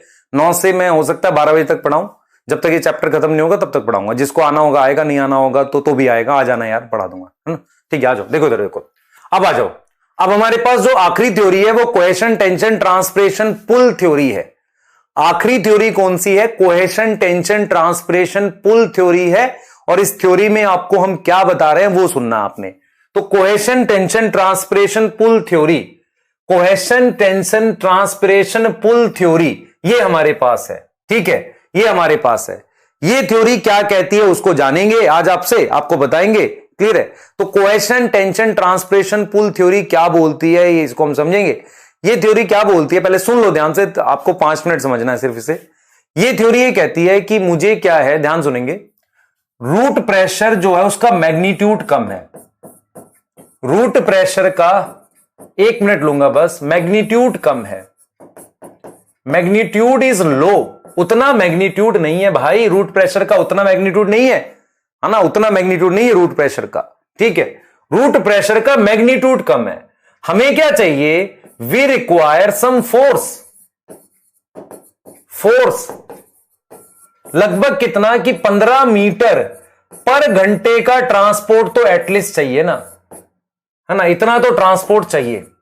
तो हमारे पास ये थ्योरी है जिसका नाम cohesion tension transpiration pull theory है। ये थ्योरी ये बताएगी कि स्ट्रॉन्ग पुल कैसे आता है, कि मैं इतना खिंचाव कैसे लाऊंगा, मतलब बहुत ज्यादा खिंचाव कैसे लाऊंगा, क्योंकि पानी को 130 मीटर की हाइट तक भी चढ़ाना हो सकता है। और इतने स्ट्रॉन्ग खिंचाव के बाद कॉलम क्यों नहीं टूटा? यह थ्योरी दो बात एक्सप्लेन करेगी। पहला, खिंचाव स्ट्रॉन्ग क्यों है। दूसरा, इतने स्ट्रॉन्ग खिंचाव के बाद कॉलम टूटा क्यों नहीं। आप समझ रहे हो, दो पॉइंट है इस थ्योरी के। Cohesion, tension, transpiration, pull theory दो बातें बताती है। पानी ऊपर चढ़ाने के लिए खिंचाव कैसे आएगा और ये कॉलम क्यों नहीं टूटा। चलो कल करेंगे इसको आगे यहां से, ठीक है। चलो कल करेंगे बेटा, यहां तक पढ़ लो, है ना, ठीक है। हाँ, वो बैकलॉग भाई मैं क्या करूं बता, सिलेबस नहीं कराऊं। एक कह रहा है बैकलॉग, तो लेट क्यों ज्वाइन किया? जब बैच 1 तारीख जब लॉन्च हो गया तो जब भी कर लेता भाई। क्या सोच रहा था?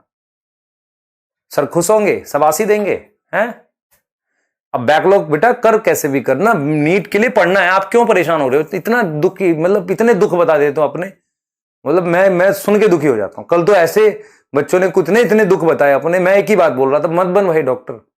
दुख तेरा है, तुझे बनना है डॉक्टर ना, तो मेहनत कर कहीं से, तेरे को निकालना है, ठीक है। मैं साथ हूं लास्ट तक, ठीक है, क्लियर। मैं 100% साथ हूं लास्ट तक, ठीक है। कोई ऐसा टॉपिक नहीं होगा जो तुम्हें नहीं आता होगा, कोई ऐसा क्वेश्चन नहीं आने का जो तुम्हें नहीं आता होगा।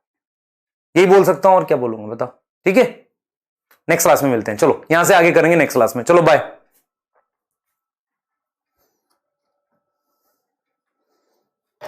ठीक है।